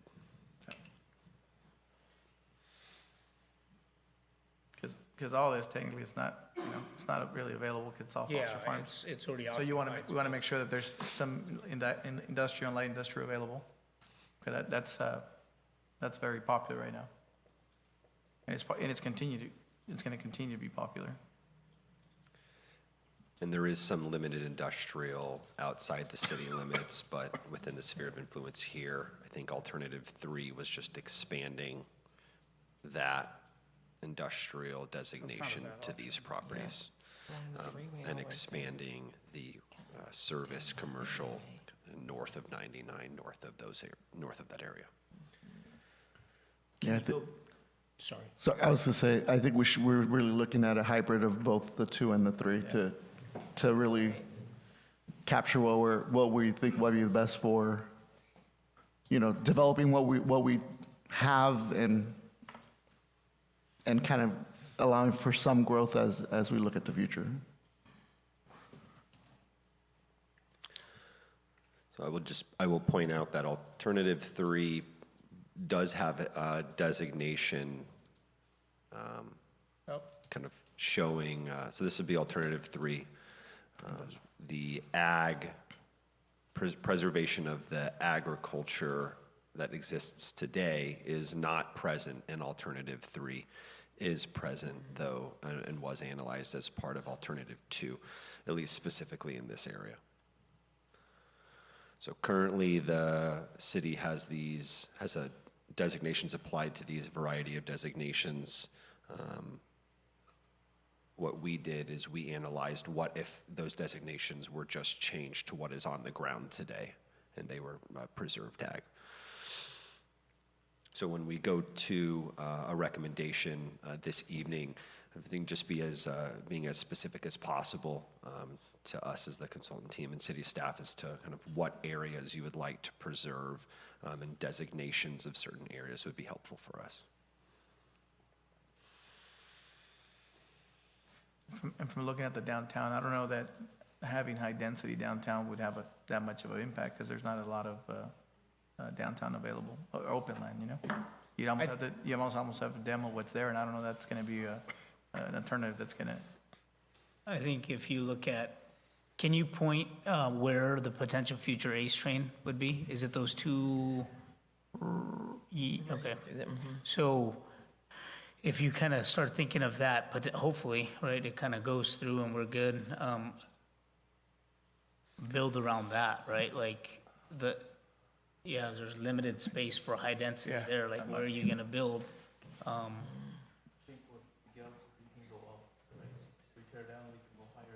Yeah, but you would have to demo existing.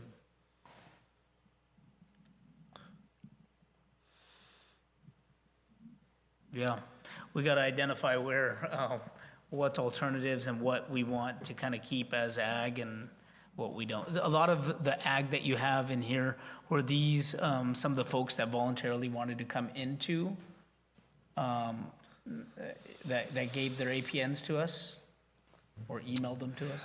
No, this was just a scenario, it was a trade-off, essentially. If we didn't look at expanding outward and instead focused on inward. So these properties, if we're looking at, so this is existing.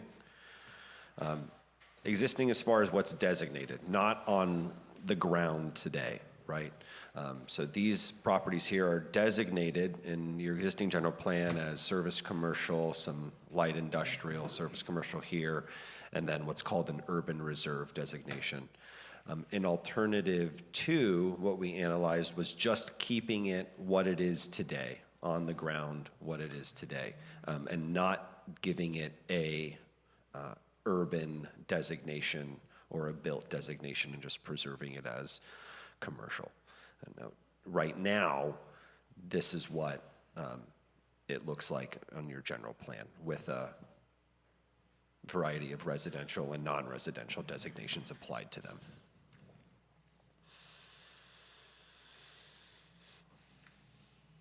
How do you keep that Sultana Liberty in, but not change everything else in there? We talked about moving the sphere of influence out to the orange, right? Right. So that we could encompass the Sultana Liberty. We make that sphere of influence all the way around Liberty, and then we also talked about industrial. We have service, commercial reserve there. Do we also tag like Liberty that side and say, okay, add industrial there? So Bus Farm's taken, we can't do anything about that. Gallo is reserved, nobody's there yet. Do we also bump it on the other side and say, okay, we have availability for some industrial towards Liberty, so we can move that sphere of influence out? I think on alternative 3, if you go to that, it's light industrial that, can you, so right down, right there. Right there, see, yep, You see that at the bottom? Just that bottom. Yeah. Or are you saying pushing it on the other side of the highway? Right, so right side versus Liberty Avenue. So here's ahead. Soda's property is on the bottom. Sorry. Yeah, we all need to invest in a corner, guys. So what's on this side here? If this is gonna be, Can you turn your mic on, please? Sorry. if this is gonna be, what, like a gas station or a truck stop or whatnot, do we look towards, this Foster Farms type of industry somewhere in here right off the freeway? So we can give, future business opportunity and take advantage of those revenues for future state? We certainly could. I should mention that we do have the ability this evening. Hannah voluntold her time to be here this evening. We have our modeling software up. So if there is a desire for us to apply, we call it kind of painting a designation to any of those parcels in real time, we could get you at least some rough numbers as far as a holding capacity potentially. These areas that we're talking about specifically in this, anything that's not painted Right. wasn't taken into consideration. So if there was a desire for us to potentially look at what a general industrial designation might do to your jobs, we could certainly take a look at that. Because if you paint, I don't know, I'm just assuming if you paint all this industrial and keep this gas, what would that do, right? Randomly, what would that increase? And that'll kind of segregate commercial to here, here, and here, and a little bit of light in between.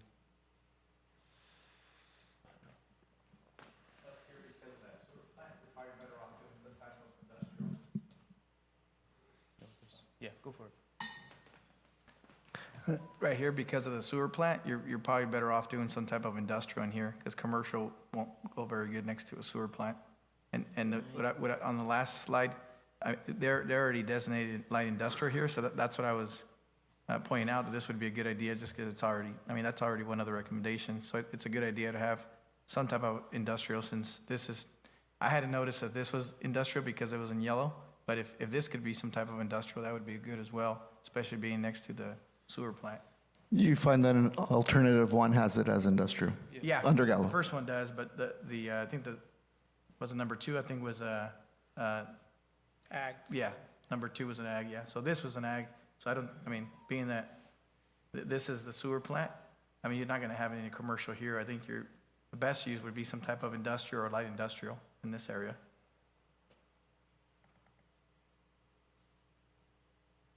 And the stuff that's next to this on like number 3? Oh, no, 2, sorry, or 1, was it 1? The number 1? Oh, no, yeah, well. Yeah, 1 has it as industrial, and then 2, I believe, has this as commercial, and then this has it as a reserve. So even though, let's say number 2 has this as commercial, hypothetically, if this was industrial, light industrial, it could be rezoned in the future if commercial wanted to come in. I just don't know that commercial would go good right next. I think the ideal, in my opinion, would be some type of light industrial or industrial because of the sewer plant. So if you're gonna do all this industrial, then, I mean, that takes care of a good chunk of industrial. And, do you do industrial here, or do you do something else down here? I just want to point out that I think the Target and the Walmart are built next to a sewer plant in Outwater, just throwing that out there. Yeah. Well, and one of the benefits to alternative 3 and what we analyzed is the trigger for development would be a specific plan. And so that's what's shown in, again, what we're calling the Gallo West focus area in here, in which in order for development to take place, a specific plan would have to be drafted and adopted by council. Specific plans are, it's a very specific planning process. It has its own environmental review, goes through public hearing procedures. Planning commission, council, along with the applicant, have the ability to really craft a plan that they think is best for the community. But it is a comprehensive planning process on a kind of small scale. So there is some benefit to having a specific plan trigger.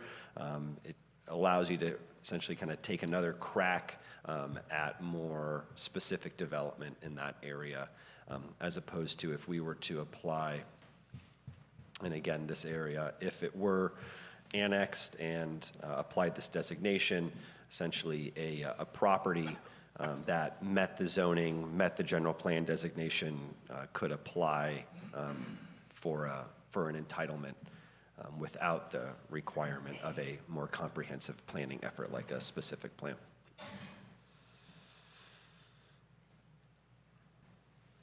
I say we move the blue line out to the orange line. Yeah, I'm not opposed to kind of taking the sphere of influence out to that orange, and start the conversation, right? And remember, this is a very modest, or reasonable, I should say, compared to the 2006, where there was a 90,000 population increase. So when I say reasonable, I think it's reasonable in comparison to that 2006 amount, or that plan that was done then. Again, I'm not opposed to moving it out, the sphere of influence, to the orange with some maybe additional changes to what can be what. If we go to alternative number 3, can we get to alternative number 3, please? Can we add a little bit of keeping in mind what our community's focus was to still have some agriculture? Can we add in agriculture into this plan? Sure, yeah, absolutely. This is that process, and anything is open for change. So we push out the blue line and we accommodate some ag somewhere and rezone some of the other to light industrial? So currently, these are all I should say, Okay, all of this is agriculture. oh, it's not in green. That's existing on the ground today. So if we were to say, the Liberty Loop that comes around the east, north, and south, leave that agriculture, how does that seem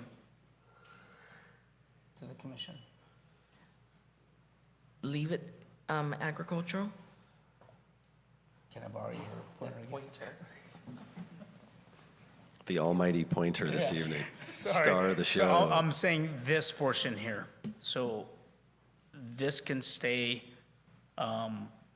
make this agriculture down here, or leave this agriculture, and then leave this up for future. So we've met one of our, the needs of the community as well, that we want to still have some agriculture around.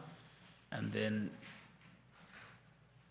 light industrial here, leave this as potential future commercial, or whatever one of the designations.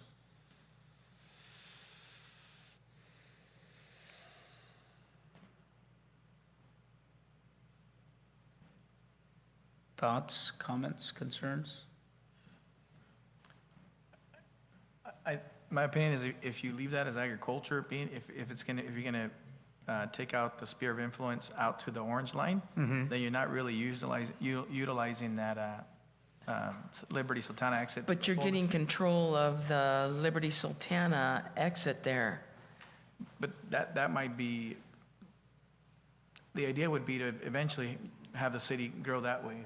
If we want to incorporate the Liberty Sultana, I mean, that would probably be the. In the future, you can Yeah. rezone. Because My if we, understanding is in the future, you would be able to rezone within the city limits, correct? Yeah, sure. You can do a general plan amendment, a rezone, and reclassify that from urban reserve or agriculture to some other land use. but keep it as agriculture. So the question is, Until the need arises. are you saying do the sphere of influence to the orange line? Yes. And the black line, which is currently the city limits, move that out to, I guess that would be the other question. What would like if we do let's say the blue line goes to the orange, then Yep. where do we move the city limits to? I think you can go here, here, and just drop it down. So follow this pattern here down, the red and, what would this be? Whatever that is. That's all commercial. I mean, that's all, It's just Service partial commercial. broken up. I think this is, so come down here. You could go down this way and here. So here, down, come over, up, and then the blue. So take the black to the blue to the orange. Maybe expand this, keep this for low-density housing, meet our RETA needs. And does the white remain ag? As we're doing this? Well, here, Yes. Does that remain ag, or what do we? And yeah, I'm not opposed to leaving it ag if in the future we can do a general plan amendment. if the need arises, right, but to retain that ag land there? there's no way to have the three maps up at the same time, is there? To kind of see what I guess, so you can see what we're changing from the existing to the two proposed? There's not a way to have the three maps at the same time, is there? Let's do it, let's make it happen. I'm just saying, so that way, if we had three maps side by side, we can see what the existing is and what the two proposed are, and we can see what Family, no what's long night. changing. I believe there is a printout of the presentation. Yes. Yeah. I think that Right, might right, be, right. that might be a bit easier.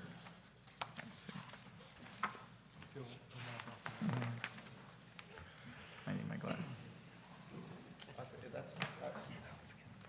This is why I said, I think if we did the 2 and the 3, where you keep the industrial with the commercial, and you look at the number 2 that has the influx plus the ag already built in, you're kind of catching both. All you're adding from the alternative 3 is you have that light industrial and that commercial and headed towards Sultana. So that as we change that fear of influence going towards Sultana, you got that.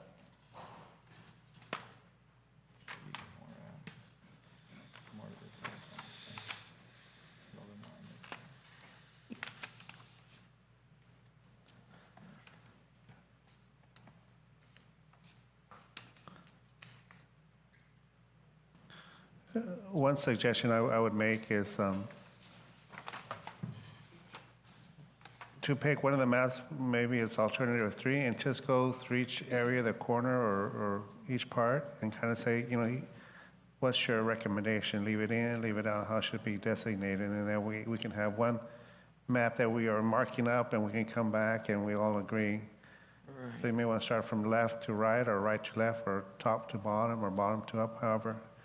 The commission, so we're consistent, we can kind of make sure we identify all the areas that that the commission may want to have us consider as part of the preferred land use alternative. So, for example, if you start with the west, if the commission agrees, maybe that does get recommended for either an urban reserve or agriculture or light industrial. And you guys can focus on that real quick and then make a decision, and then we can kind of capture that, and then we can move on to the next area.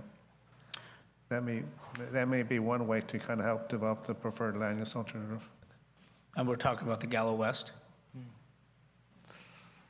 Wouldn't that kind of fall in the potential specific plan as well? Yeah, you can say that can be subject to a specific plan. Are you guys okay with leaving that designation? Yeah, because it gives flexibility, so I think Yep. that's good. Yep. So the Gala West area will designate it as a future specific plan area? Yep. So just how it is in alternative 3. Right. Okay. Didn't we kind of agree on that the first time? Yeah.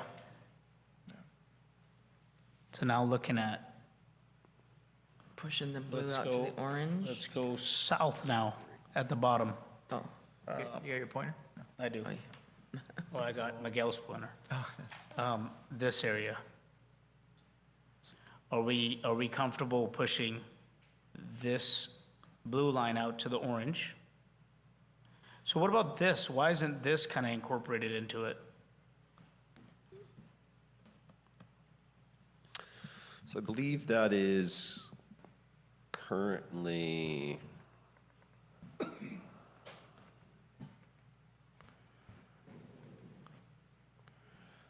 that was a guidance at the outset of this project from initial city staff.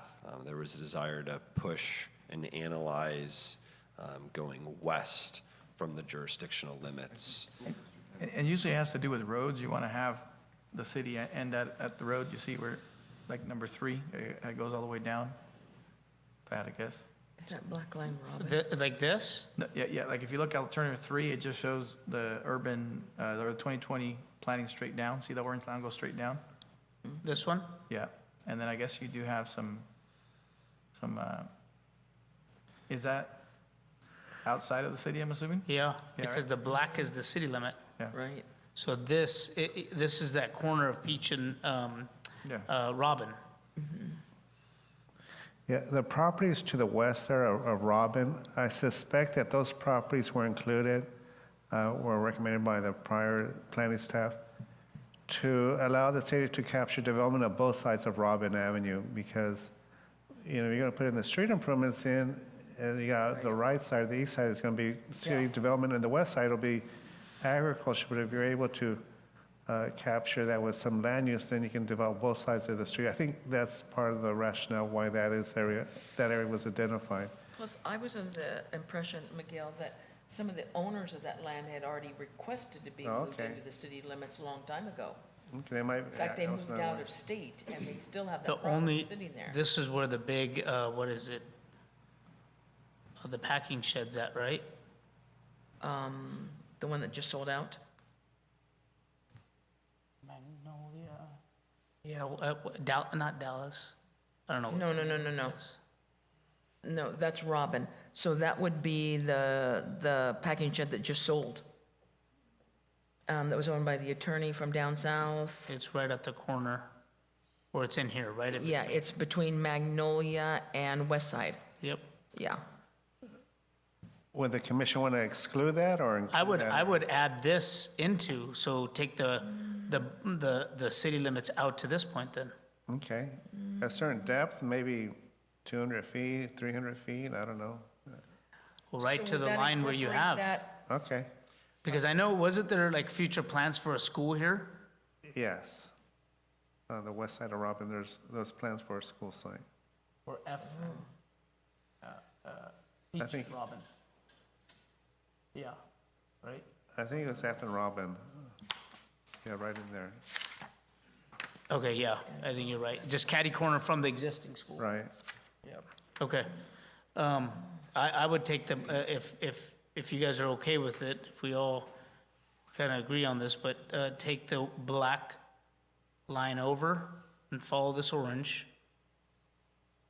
Are we good with this? Sorry.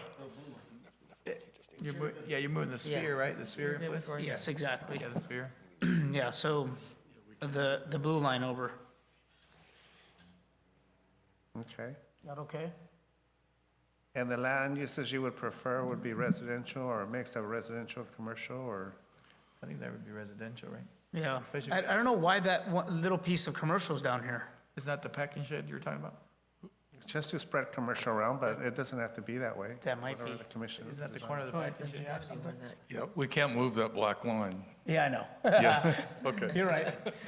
Well, we can if we had some agreements. We can move the blue, but You can keep those there, the properties designated with land use and be Yeah. in the general plan, but we can't move the line out.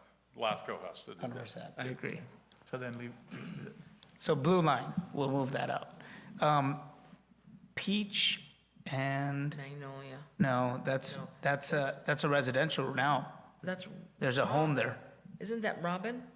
No, this is Peach and this is Robin. The corner, there's a residential property there. Yeah, there's a residential. Yeah. I don't know what that is. Can we designate both as resident, or the whole thing as low density? You guys okay with that? I just don't know, like, commercial.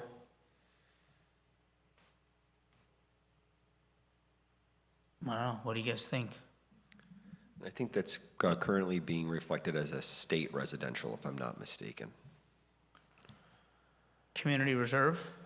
A state residential, which is the least dense Yeah. of your. Oh, this one right here. yeah, Residential the top part, the top or the yellow, the type yellow, that, all that. So typically, that's like 1 acre lots. When it's a state residential, it's typically, half acre, 1 Got acre it, lots. okay.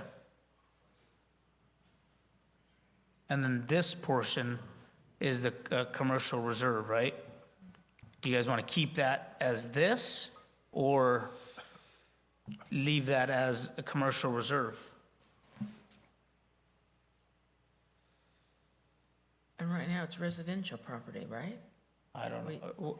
It has to be. It's what's- that house with a pool there. Yeah, the corner. That they kind of tore down, the pool? Yeah. What is it right now? That's over here. That's over here. Yeah. I'm looking at a satellite aerial view, and it looks like it's a ranchette. It's,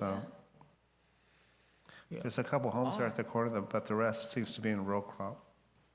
Oh, that, There's a canal that kind of traces around it. I think the canal kind of goes up here. Yeah.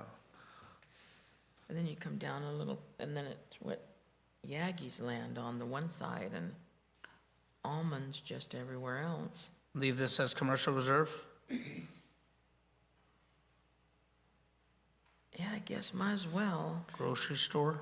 We also have an urban reserve designation as well, which doesn't, leaves it a little bit open, doesn't, Oh, on this side? Yeah, It's this corner, I think. So can you help me understand that? What does that leave it open for? Be 1 acre. not strictly highway commercial types of land uses. Highway commercial would typically be larger format, commercial stores, service-oriented Yeah, this commercial establishments. Urban reserve, I think, gives you a little bit more flexibility potentially in the future if you want to designate it.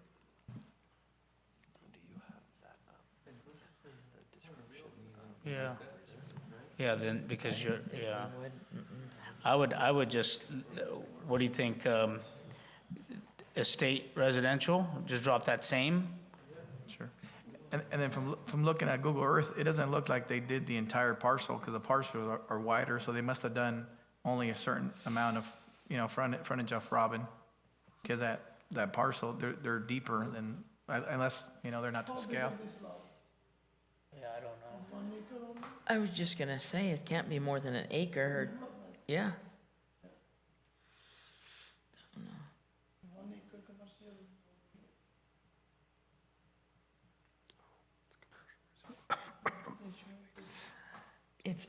offset by that same piece on the other side, yeah. I say I like that urban reserve designation on that one. Keep it kind of the same as the opposite side.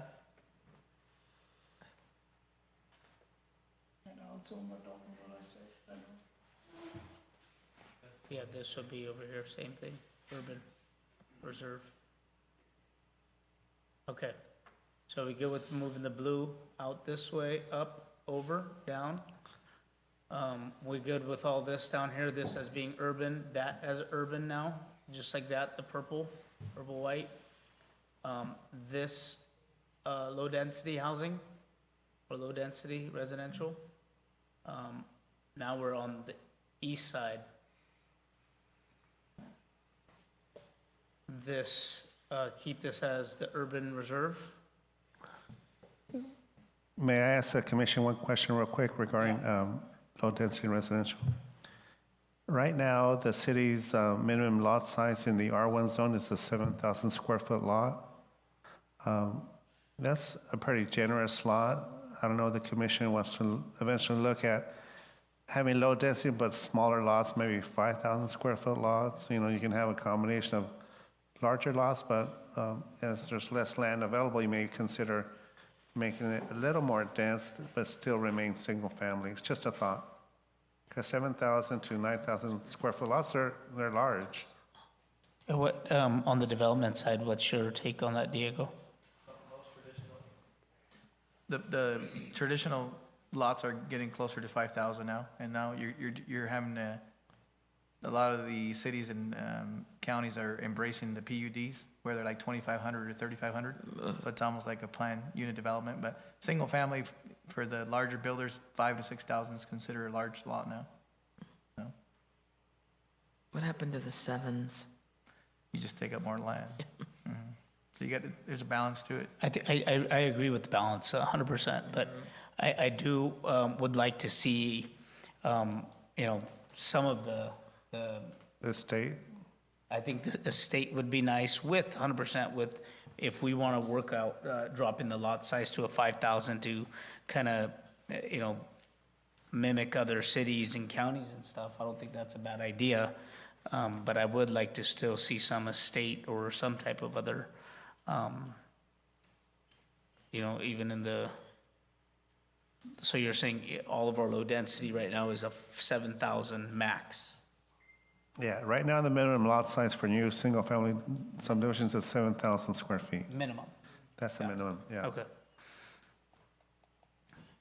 It's just something to think about. Yeah. LDR still sounds good. Or Yeah. So this, we're good with urban reserve here, commercial reserve? Commercial reserve, yeah.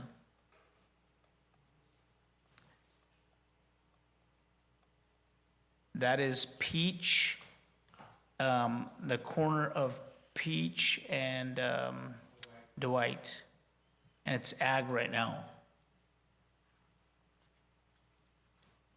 I'm just trying to think of, Is that maybe to allow like for a convenience store or some type of services there? If we do end up building homes out there, is that what that commercial reserve is for? well, your homes are here, right? And this is the urban reserve. Which is kind of basically homes as well? It's more like how he was saying, it's not like service commercial, but it's more restrictive.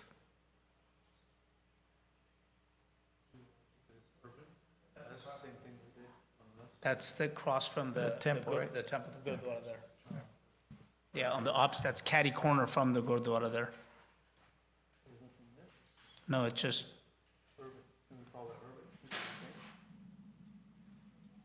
What's your guys' thoughts? Keep it urban, just like that? So, question. Like, when you guys put this in, what's your thought process? What are you guys thinking, putting that in there? So we understand where your guys' brains are working.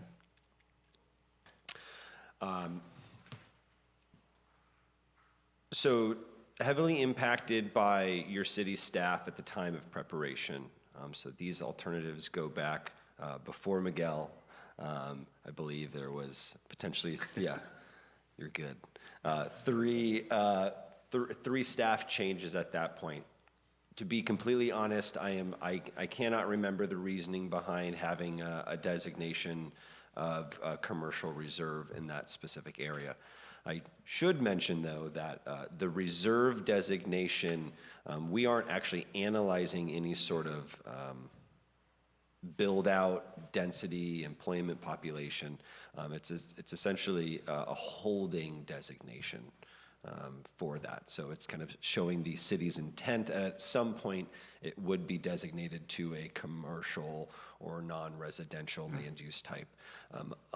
So that's kind of what the reserve means. Unlike some of these other designations that are up here that aren't of a reserve nature, in which we are actually analyzing a build-out population. So it is, you can kind of make these kind of broad, kind of sweeping reserve designations because we're actually, it's not really changing or proposing to change anything, essentially. Yeah, So the red can stay. yeah, so I would just get rid of the red and put an urban reserve there. What do you guys think? If there's no, like, real designation, then, and the urban is just to hold it in place, then in the future, we can do the same.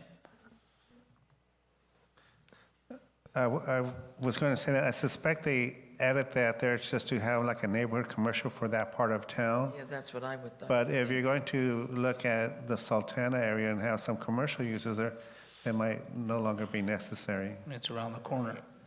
Yeah. I just want to know really quick, we really haven't changed anything on this map except for where our proposed, not our boundary line, but where our sphere of influence is going to be. So based on what the conversation's been so far, everybody's been in agreement with what's on this map. To save time, I'm just saying that because I think most of us, or what was proposed is moving that sphere of influence to accommodate the Sultana. So if you're looking at this map, is there anything other than the sphere of influence that you would want to change?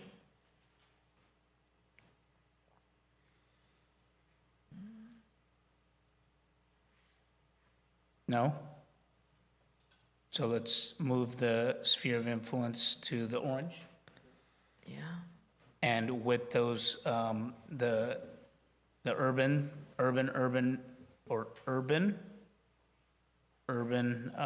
same thing, urban reserve, move the blue over. And leave this, right now, just, this is what, nothing at this point? Correct. And it's currently ag, but it's nothing, it will remain ag as we see it right now. Yes, ma'am.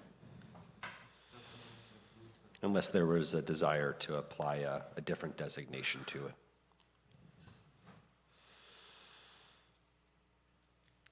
But I believe, as it was said, there is always the opportunity and ability to redesignate parcels. So this is not the one and only time that you'll have the ability to change a designation. Landowners can come and propose redesignations through a general plan amendment process. City can also initiate a general plan amendment in the future as well. I would note that the previous general plan did receive a lot of pushback from the, was it the Farm Bureau. From the Farm Bureau. Right. So I do think that there is some benefit to acknowledging your agricultural land Right. that surrounds your jurisdiction. So maybe just taking that into consideration in your recommendation would be important. This would be my recommendation. I would make this all urban as well, even with this. And then in the future, if development happens, then we make it commercial. And then leave this ag for now. But move the blue over within our sphere of influence.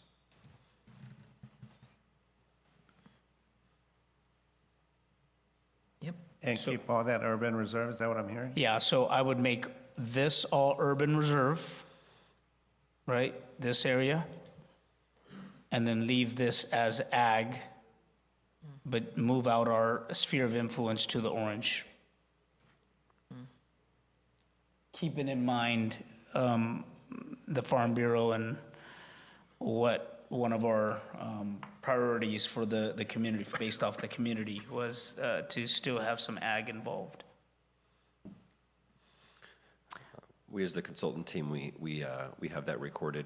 There was one area that I believe was discussed, and I can't remember exactly how it came up, but there is a fairly large swath of service commercial north of 99 that we were analyzing. This again was at the direction of some previous city staff. I believe through some conversation it was brought up, is that still desired, that type of land use of that intensity along 99. So maybe something for Planning Commission consideration as well, if that was desired to keep it service commercial. So keep this whole, Right. Correct, yeah, this is currently on the ground today, agriculture.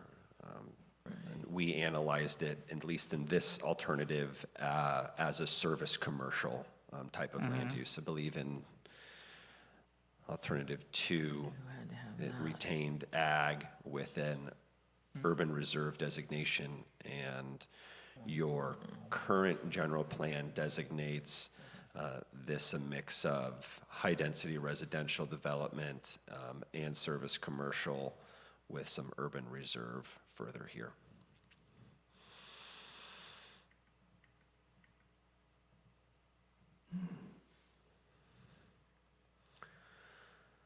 So alternative 3 is similar to your existing baseline, except for that, as opposed to it being agriculture here, So we we just need to analyzed it decide as what we're gonna do with the red now. service commercial. If we yeah, do wanna- you want it this much red highway or service commercial? Not sure who. Or do you- Who the 3 were that recommended that, or if there was, what interest there was, or what their plans were. But, do you think that we still need to have that much, or want to bring in that much along the freeways? I think that's, Freeway?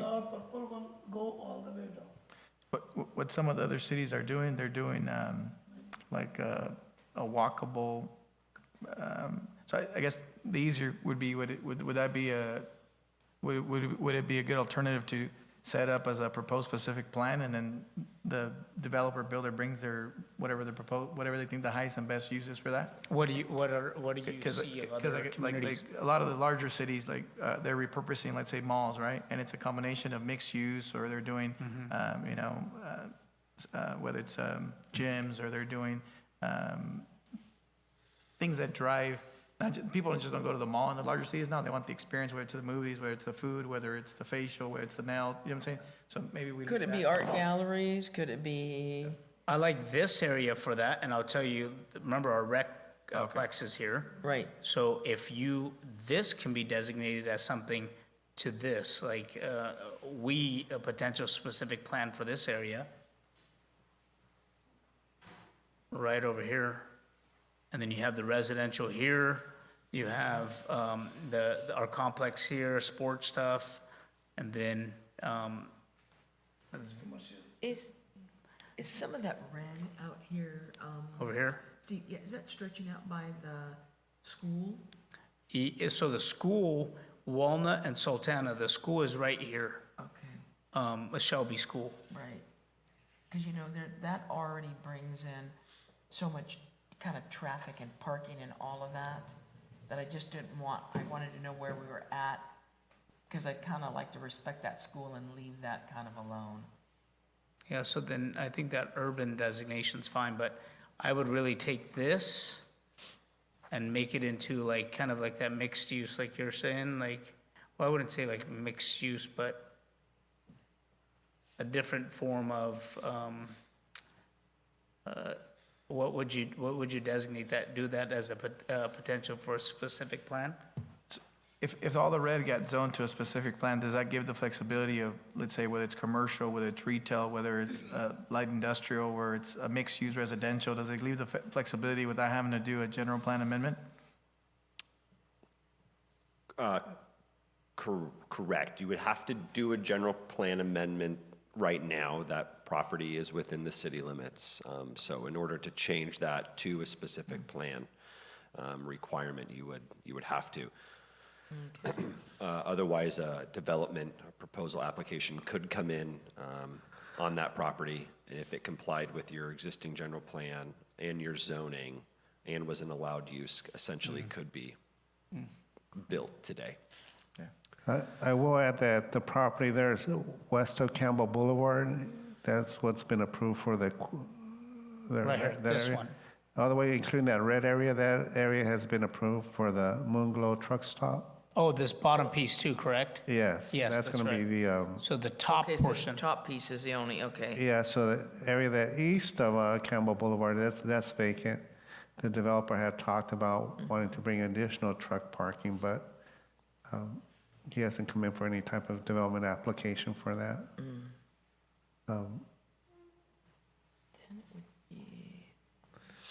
Oh. Sure. Can you come up to the podium, please? Is that one? Yeah. Yeah, just, again, as a resident, you know, there's, again, driving down the freeway, it's almost like the valley's become a big parking lot, and it's very unsightly. And I know that it is, you know, economics are involved, and I can appreciate all the deliberation that you're doing. I do think we also need to think about, like, where are the art walks? Where are the cultural? We have a lot of different cultures here. And honestly, Livingston, it can grow into another sprawl. It's not seen as a destination point. It's just one more place with all these truck stops. And nothing against truck stops, because people have to make a living. But, you know, where is our art? Where is our culture? Where is our community being reflected? And that is, you know, the creative economics in California is one of the top industries. And, you know, people get jobs in film, art, where are the galleries at? You know, for young people, again, people go to Merced and Turlock. They do not stay right now in Livingston. And when you're building out this, when we are building out the city together, what are the things besides, you know, another truck stop, another Walmart? How many more Walmarts do we need? I mean, where are we supporting local businesses? You know, I walk down Livingston and I've been to every restaurant. You know, where are the outside cafes? You know, where are the places where people want to sit, gather? You know, those are the quality of life. And I remember one time there was this, one of the reasons why they didn't develop back in the day in Merced was because they didn't have a cultural and art infrastructure. And sometimes we got to keep those things in mind, that, you know, that kind of stuff is just as important as building out your electrical infrastructure, your plumbing infrastructure, is the quality of life of people in the city, you know. So just something to think about, because, you know, there's an old saying, it's the 7 generations. Whatever we create right now is not just for ourselves, it's going to impact the 7 generations that are coming behind us. So I really think we need to think very carefully and strategically about, this is an opportunity to, like, really, like, when people come into Livingston, it's a gem. That's going to attract more people. That's another problem of growth. But at least it's a growth that is holistic. Think about those 30% of your residents here right now. So what type of zoning would we have to do to consider some of that red for the cultural type? Well, I think if you go specific plan, like you said, you can kind of have that in there, but this is already a part of the existing plan, so you would have to make an amendment to the existing plan if that was thought So about. could you slide down a little further? Here? Yes, right in there maybe? So your, this is What's that street? I believe that might be Dwight. Or Hunter? I think that might be Hunter, the dead end. Hunter. Because this is Dwight. This is all residential already built out. This is Hunter, I believe. Hunter, correct. Yeah. Well, there's some things too, like cultural districts. I mean, cultural districts, there's 10 of them in San Francisco. You have Chinatown, you have all different cultures, you have the Filipino cultural district, and people go to festivals there. It's not just one like the Sweet Potato Festival, which Livingston is known for. There's other cultural things that help build pride in community, but also because that's one of the things I think that came up in the feedback is that we are a multicultural community. Yes, we are. So maybe we should consider adding some of that, the project specific, is that what that is? Yeah, I think, so this currently, on our current, what is this now? Medium density? That's high-density residential. I don't think you want to switch that. but- No, but that's already outside. That's not even in our city limits. That's not in our city limits. Mm-mm.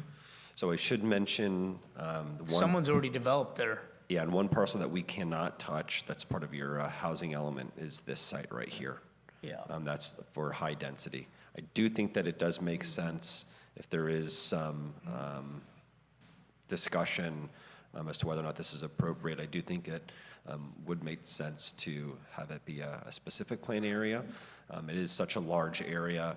As part of a specific plan, there are goals and policies that could talk about walkability, that could encourage more walkable commercial, higher density residential. You could also have a specific plan that encourages office parks and industrial, but it does provide flexibility. It does give the community another kind of crack at sharing their input, and is something that the city can really work with the landowners to develop something that's going to be appropriate. One other offering, and thank you again for taking comment, this is really, I really appreciate it, is also to think about the Rexplex, because I think they're gonna shut that street down, right? In front of it, where Sueños Coffee Shop is? What is that? That's a corridor model, there is a corridor model approach where that's gonna be like, that's gonna anchor a certain part of the city. It's what, $7.7 million development. And then you have Café Sueños, but the corridor approach is that you build up that corridor, so like you activate it with like art walks. Like that's already what Ariel and they're doing. They're bringing in like small businesses, the trucks, they're doing classes. They're already starting to activate the community. And a lot of the research shows too, is if you have places like that anchor, then other things happen. Young people start investing and creating Right. businesses. It's like that kind of, so even thinking about where are corridors in the community right now that we could activate and have an art and cultural plan. Doesn't have to be a designated section, but maybe there's a part of the city where there's this, like even starting right Yeah. here in downtown. I think that kind of does call for it, like if you look That's- at commercial, some of that, what you're speaking of, like, I think the zoning wise, that allows for that, right? So how do we get folks to do it is a different element, right? That's the key part. The Yeah. community engagement part is really key. And also that it's affordable, because if a lot of the businesses, that's a big barrier to young, emerging businesses, is that they can't afford if the fees are so high. Of course, you have to pay for things. That's a given. But thinking about how the city can invest in these young entrepreneurs or these type of, events, it also opens up other opportunities, Right. other resources or funding that might be available that currently may not be accessed. So then we currently have spots already where we could encourage some of this. Oh, yeah. So if we were to leave the red for the commercial, service commercial, Well, then are we all in agreement with that? So, real quick, why this has to stay the high density? Correct, so that's listed as a housing opportunity site through your housing element. Oh, So it has density restrictions, yeah. so, yeah. Even I though will say- someone's already built a home there? It currently has a home? Yeah, they just built a home there. That's outside of our city limits. It's this one right here, right across right where the last subdivision is, that's what that, so it's right where the. Off of Hunter? Right, no, well, yeah, Hunter's on the backside, but I think the house they built was over here. This one's right next to the subdivision. So this is the last, what was the subdivision? Oh, I see what you're saying. Yeah. Yeah. Yeah, okay. Yep, Yeah, Hunter's more on the red side. got it. Thank you. Thank you. Thank you.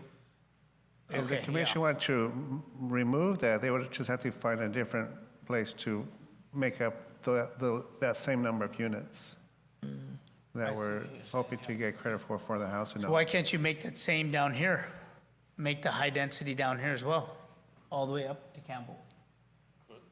Certainly could. So it all You blends. can do that. You know what I mean? So this whole area up to the blue is high density for this whole thing. You guys okay with that? Because Yeah. it faces, you have a part of it that faces the freeway. Freeway. Uh-huh. The idea is again, I'll give you an example, like you've been Sultana and San Jose, right? Mm-hmm. That, because of where it's at, it might be a better like mixed use where you have some maybe commercial facing the freeway and then the backside is maybe some type of housing element or a housing stock, I should say. Yeah, but for me, what I'm looking at, like, what would be the closest exit to it, right? So Yep. if you're gonna go here to get off, to get down here, I know it doesn't seem kind of far at this point, but that's a distance, right? Yeah, or you got the Hammond, Or you take the Hammond, Hammond, come all right. the way down and then come over, because now you're gonna have the truck stop there, see? So it's not Yeah. as, where, right here. yeah, so now it's just right across the truck stop. So does that allow, do you do some type of commercial or retail facing Campbell, and then the backside, do you do some type of mixed-use residential? I mean, Or you do the mixed use both, the bottom being business, top being, I should mention that there is no mixed-use designation proposed in alternative 3. So that would yeah, be that would something, be a good one. that would be something that we would have to fold in to this alternative. Mixed use was only analyzed in alternative 2, Yeah, So- and that was more like downtown, right? specifically for the downtown, yeah, and that had So we're gonna need to do that this was red? a dwelling unit, or fairly large range between 12 and 40 dwelling units to the acre with a floor area ratio of 1.5. let's say if it was a zone for potential specific plan, then it could potentially be a mixed use, correct, or no? Certainly could. Yeah. So I think the zoning that allow the most flexibility would be that potential specific plan. Yeah. Then you can go commercial, you can do mixed use, you can do. Can we make that the specific plan designation? The red parcel? Yes. Correct. Yes, we could. Okay. And I think the rest looks good. Keep this, are you guys okay with keeping this ag then, on this side? Yeah, I just am. move the sphere out, you said, right? Yep, move the blue out, follow the blue all the way. Let's make this specific, the potential specific plan. Leave this, or we have to leave this. And then push the blue out, and then get this, move the blue out this way, change this to purple, or urban reserve here. And is there a desire to incorporate a downtown mixed-use designation in this alternative? Yes, Okay. yeah. And maybe incorporate or bring back some higher density for downtown or parcels that are near transit, near the Right. proposed ACE. Right here. And so, yeah, so again, what we analyzed was a range between 12 and 40 dwelling units to the acre, which is, it's pretty high, fairly high for a valley community. Yeah, that's way too high for me. It was noted, and I'll just mention it, redevelopment would be the key here. So a lot of it is built out already. So we would be looking at reinvestment, taking advantage of the increased density and intensity for those properties to potentially be redeveloped. So on this, Miguel, do we wait for another to come back, or how do we do this? Or do we say, this is what we want? I think we need to set some eyes on it, though. I have a preference, but I want to check with our consultants on what you would recommend. Inevitably, we will do another build out of this. I don't, just based on what we've looked at now, I really don't anticipate too large of a holding capacity change from what we've analyzed in alternative 3. So, I mean, I think if there haven't been too large of land use requests. I think if anything, we would see a increase in population and in dwelling units, just because we would be redesignating the downtown area a higher density residential. But other than that, I wouldn't see any substantial increases to the build out. We have enough as your consultant team to take that and craft an alternative for city council review. We will do some back of the napkin build out holding capacity analyses as part of that. But we've heard what you said as far as a recommendation, and we would feel comfortable bringing that before city council for their ultimate selection or approval. But I will, of course, defer to city staff and the chair. I think we have enough, we have good direction on moving forward. If the commission prefers, we can certainly come back and kind of show you what this preferred land use alternative would look like in the build-out proposal. I will say that the planning commission, city council will kind of get two tries at this. You know, one is do the preferred land use alternative. At the end of the day, we're going to come back with to the planning commission, city council with a final consideration of a general plan, and that'll be happening down the road once we have the environmental impact report done, the MSR. So you're going to have another crack at it, if you will. But if you feel more comfortable and you want us to come back, we certainly can. I think we have enough direction to move forward and present it to the city council. But if you want us to make sure and kind of have a better feel for it, we can certainly bring it back. What's the consensus from the commission? Honestly, I don't think we changed much of what was on 3, except for we incorporated some of the things from 2 and changed our boundary for our sphere of influence. So we didn't really do too much on that. So if we forward it to the council, I think they will be seeing something that they've already seen. I mean, with our comments. We're gonna make this Greenland though, right? Like, we would make this agriculture, and then change this, take out expand the blue all the way to the orange, but at least they'll see some green though. Yeah. Yeah, no, yes, like we had mentioned, or incorporated some of the 2s to come into the 3, and I think we had mentioned that in our last one where we were actually covering this. So you guys comfortable with taking it with the changes and having staff sending it or getting it to the council, or do you guys want to set some eyes on it again? But as Miguel said, there's going to be another Opportunity. Another opportunity down the road to look at it. Are we comfortable with that? Or do we want to put some eyes on it, then send it to council? I think ultimately council's going to probably give some feedback, and they might direct it to come back to us, maybe, right? Yeah. So I would say, I mean. I think after they make the changes, that we've requested that I think it could move on to the city council, again, for their recommendations. Yep. Also the update for the population information correctly. Yep.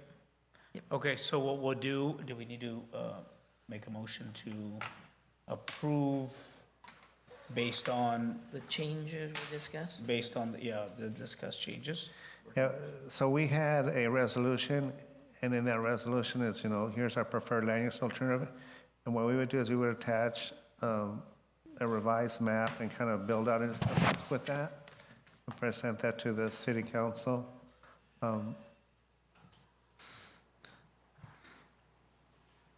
I did want to add one more thing. I know you guys are already kind of moving forward, but I really like the idea of the red area that we were talking about. And my thoughts are, the commission's talking about developing that to a specific plan. These are my thoughts, and forgive me for kind of going out of turn, but I think that the freeway is kind of like our front yard, and people can kind of see it. And I think we have the opportunity to develop a specific plan that really has a mix of uses in there, really to show that we can have businesses down on the first floor, and we can have residential on top. And what I kind of envision is, have places that's a destination where there's places where people can come and sit. We have outdoor dining, we have outdoor spaces, we have places where people can do activities. At the same time, there's businesses downstairs, but there's also residential on top. They can share the parking, they can share the spaces. I mean, the folks don't have to travel, to go to the store, they just go downstairs or what have you. Right. And so it creates a different atmosphere. It's like, you know what, I want to go to downtown Livingston because they got some really nice options. It kind of reminds me of what they do like in Europe, because everything's real dense over there. There's like, shops on the Tried floor. that on 17th Street between or Canal and M, because there are businesses downstairs and then lofts up top. And so we can solve a number of issues. You can solve the jobs house imbalance. You can address, greenhouse gas generation. You can reduce traffic. But also it brings a sense of community. It's a destination. You got areas south of town, which is good, where you can generate activities, but you can also have different areas for different age groups and things like that. So. Anyway, it's just an idea. That was what I was thinking, is to take some of that service, commercial, the red, and change it to the specific plan? Yeah, specific plan where we'd have mixed-use development there. Okay. That's a vision I have, but I'm not a salesperson here. I shouldn't be anyway. I kind of had that vision too. Well, I think But- that's what we were talking about in terms of that red area just Right. below the high density. Yes, I was pointing. Thank you. I think that was the thought process on that one. And I'll just throw one more thing is that, we are in an agriculture community, and we have, in my opinion, missed opportunities because people like to travel to destinations. Like, we can have or help people generate businesses that are like, what do you call it? From farm to plate. And like, what? We got so many cultures in our community. We can, and like, our Hispanic community, our Indian community, our Japanese communities, like, this is the type of produce that we grow, and here's what we can do. Come and, see what we do. And it brings a lot of character to the community. Again, it's a community of choice, a destination. Like, you know what? Let's go to Livingston to learn something, to try new food, to experience something new, and it kind of changes. Agley does? I can go on, but anyway, those are some of my initial thoughts. I'm sorry for digressing. No, that's good. No. Okay, so now back to this resolution. Yeah, so it'd be adopting the resolution with a preferred land use alternative based on the direction you've given staff, and include an update to our build-out assumptions. Does that make sense? Yeah, I would recommend in your recommendation an expansion of the sphere of influence to the proposed 2040 planning area as part of that. I think that's yes, we're designating certain parcels, but I think that's really the larger discussion here, and larger recommendation. So the recommendation would be that we're recommending alternative number 3 with, Expansion of the sphere of influence. expansion of the sphere of influence with some additional modifications. Okay. And that it be sent direct to city council? Yeah, for so the review, recommendation for is to their the, recommendations? Yeah, Without so- us having to put another set of eyes on it, Yes. right? yeah, I think, right, when we move this recommendation, it goes to them. So what, I'll need a motion. So we're going to make the resolution is recommending to the city council that we're expanding the sphere of influence that's listed in alternative 3 with some modifications as discussed within this planning commission meeting. I'll make that motion. Thank you. Any seconds? I'll second that. Roll call, please. Roll call. Commissioner Jose Flores, Yes. Commissioner Diego Castillo, Yes. Commissioner Jesnil Singh, Yes. Vice Chair Renee Mendoza, Yes. Chair Steve Bassi. Yes. Motion approved by a vote of 5-0. All right. Moving on to Good job. item number. I said good job, I'm sorry. Oh, okay. Item number 9, other matters. There's none listed under other matters. Number 10, report of the Community Development Director. Miguel, if you want to spearhead this in a timely Yes. manner. I will try to be quick here. I would like to report city council actions. March 18th, the new city manager was appointed, Jose Antonio Ramirez. The city council also took action to move the annual progress report on the housing element implementation, had that submitted to the state. They also approved the general plan amendment and rezone for the Moonglow Quickway property. Remember, that's that storm drainage basin that got changed from public facility to highway commercial. They also extended the time extension for the villages. Remember, that was the one that they wanted a 60-month time extension. That got extended to February 6, 2026, so they have until that time to pull a grading permit or a building permit. They also formed a Livingston traffic committee to look at all kinds of issues dealing with safety and transportation, circulation. On April 8th, yourselves and the city council attended the workshop on ethics training that was conducted by the city attorney. On April 15th, they appointed Neil Castillo as a regular planning commissioner, from alternate planning commissioner to regular. And they also appointed Jatinder Mann. Welcome to the planning commission as an alternate planning commissioner. Welcome. He's been sworn in, and so he can participate fully. Yesterday, we had a community town hall meeting, which we hear activity reports from all the city departments, and it was to provide an opportunity for the public to ask questions and hear comments and concerns from the residents, but also to get feedback from the city staff on these things. Housekeeping items, I believe our Human Resources Coordinator, RC, has sent the commissioners a requirement to attend the sexual harassment training. That was relayed to you, so please complete that. There are no items scheduled for consideration at the June 10th Planning Commission meeting next month. That concludes the director's report. Did I go too fast? No, that's perfect. Thank you. Moving on to item number 11, Planning Commissioners' reports, announcements, future agenda items. Any of the commissioners have any items that they want to report, announce, or future items? I want to congratulate JT. Welcome. It's going to be nice having you on board, and whenever you get acquainted, it's going to be nice for your feedback, your perspective, and welcome aboard. Thank you. I appreciate that. And I want to say I really appreciate the dialogue and the banter today. And I look forward to working with each and every one of you. And we're here to learn together. Thank you. I don't have anything else. Right, moving on to number 12, adjournment. We're going to adjourn this meeting at 10:02. Thank you, everyone.